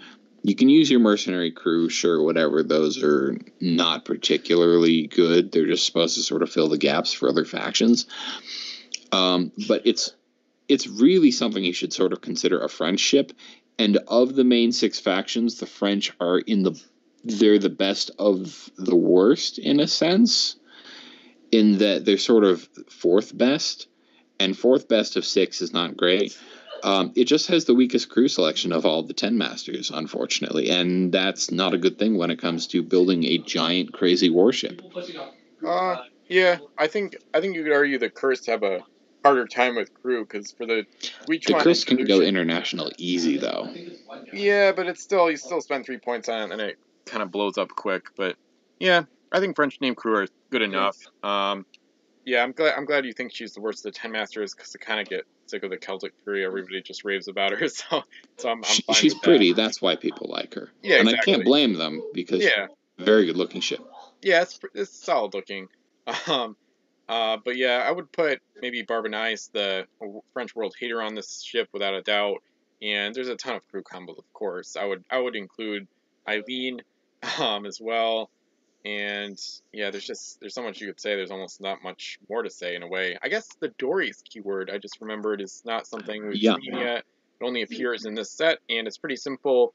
Dories keyword says, when her linked crew is aboard, the ship can unload cargo at your home island if she's within S of it. So that's really key, because if you include the link crew, you can basically use these 10 Masters as hybrids, because it bypasses the mercenary keyword of not being able to dock your home island. Not so much bypasses, but you can unload with an S. So, and these are also, fittingly, the 2 mercenary ships with the most cargo for that faction. So if you do want to run pure mercenary, this is the best way to do it, along with a Chancellor and like a submarine, like Devil Ray or whatever. So these 2 10 Masters are one of the only ways and best ways to get gold with mercenaries. Also, it is, I mean, obviously it's better with in a French fleet, but yeah. So great ship, solid crew, endless combos, honestly. So a fun one. This would be good with a Chancellor like Lenoir, or maybe even Duncan Rousseau could use, because his reroll would pair well with Eileen, and then Parley on a 10 Master is just, that's a rough one. So yeah, it's not a bad ship, because it's still touting a bunch of firepower, but I wouldn't say it's the best of the 10 Masters. I'd say a better ship is its compatriot, the Shuijian. Not the best, but I guess I'll let you start in on the Shuijian. Yeah, that's fitting too, because this one is the English slant, and they're my favorite faction. So the Shuijian is another 10-mastered mercenary junk, of course. This one is number 052, and 25 points, 7 cargo, L move. Those are all the same. The cannons are 2S, 3S, 3S, 4S, 3L, 4L, 4L, 3S, 3S, 2S. So 2s at the ends, some of the 4s bunched up towards the middles. I do like how there are some rank 2 cannons as compared to the Celtic Fury, which doesn't have any rank 2s, and kind of fitting given the English slant. And junk, mercenary, dories are the keywords as before. And instead of French crew, English crew can use their abilities on this ship. So that's great because the English have a lot of great crew, a lot of great fighting crew. There's also a link to Chef Ing Zai, which is one of the best crew ever. And we see him in both Ocean's Edge and originally in South China Seas. Here he makes a grand return as part of one of the best combos ever, really. He's got Captain, Expatriate, Hostile to France, and once per turn you can eliminate one of the ship's crew to give her an extra action. So a SAC Captain that's an Expatriate, which is crazy and really overpowered because it basically gives every faction a SAC Captain, which is awesome for all the minor factions and just all the factions in general. Some of them didn't even get a SAC Captain at all. So, and it's linked to a Gen Master. Exactly. So one of the most useful crew of all time, one of the best. You could make a decent case he's the best mercenary crew out there. So Sai is just amazing. And paired with the Shui Jian, he becomes even more dangerous because that's just a great combo for 10 Master because you got plenty of cargo for explorers and oarsmen, extra crew to sack, and the English have a great supporting cast of awesome fighting crew to surround Sai with. Just one off the top of my head, Commander Spencer Portland as like SAT, and then crew can't be eliminated unless the ship sinks. That would be good. Maybe not with Sai, but there's so many great English crew you could use with the Shui Jian. You could even use a Captain Helmsman combo crew like Thomas Gunn to try to do the hybrid role, because this one also has dories, so essentially a mercenary gold runner because they don't have any others, so you're kind of forced into using one of these huge ones. But and once again, kind of viable in 40-point games, a little more than people realize. So amazing, a little bit better than Celtic Fury between those rank 2 cannons, which are nice to have, and then better crew selection between the ability and Sai himself, of course. So one of my one of my favorite combos in the game in general, especially because I like the English so much. I think this ship is kind of funny looking, but kind of underrated in terms of looks too. It's okay. It's kind of interesting, at least. Yeah, I think it's an interesting one. Mostly, though, I would justify saying the Shui Jian is better than the Celtic Fury because English crew, not French, they have a better selection, period, and also a far better linked crew. This is a SAT captain instead of an overpriced SAT. Yeah. And I think that's about all I have to say. Yeah, me too. At least for now. Yeah. Yeah, until we do Return to Savage Shores. Yeah, absolutely. Yeah. The never-released set that was leaked to the forum. Oh, yeah. All right. So that wraps up set review of Savage Shores, which was released 10 years ago on November 5th, 2008. So good timing here. And there's also the anniversary of the game going out of print, which was only 5 days later. They barely got Savage Shores out. Yeah. Kids was shut down November 10th, 2008. So that dark and bad anniversary is coming up as well. But anyway, at least we can be happy with what we got. 13 sets, pretty large number. So this wraps up the regular set reviews, but we've definitely got more coming, which we'll explain. Of course, RTSS, the known one. But anyway, we got some tricks up our sleeve. But beyond that, this is the end of the Savage Shores set review. Thanks for watching, and we hope you have a good night.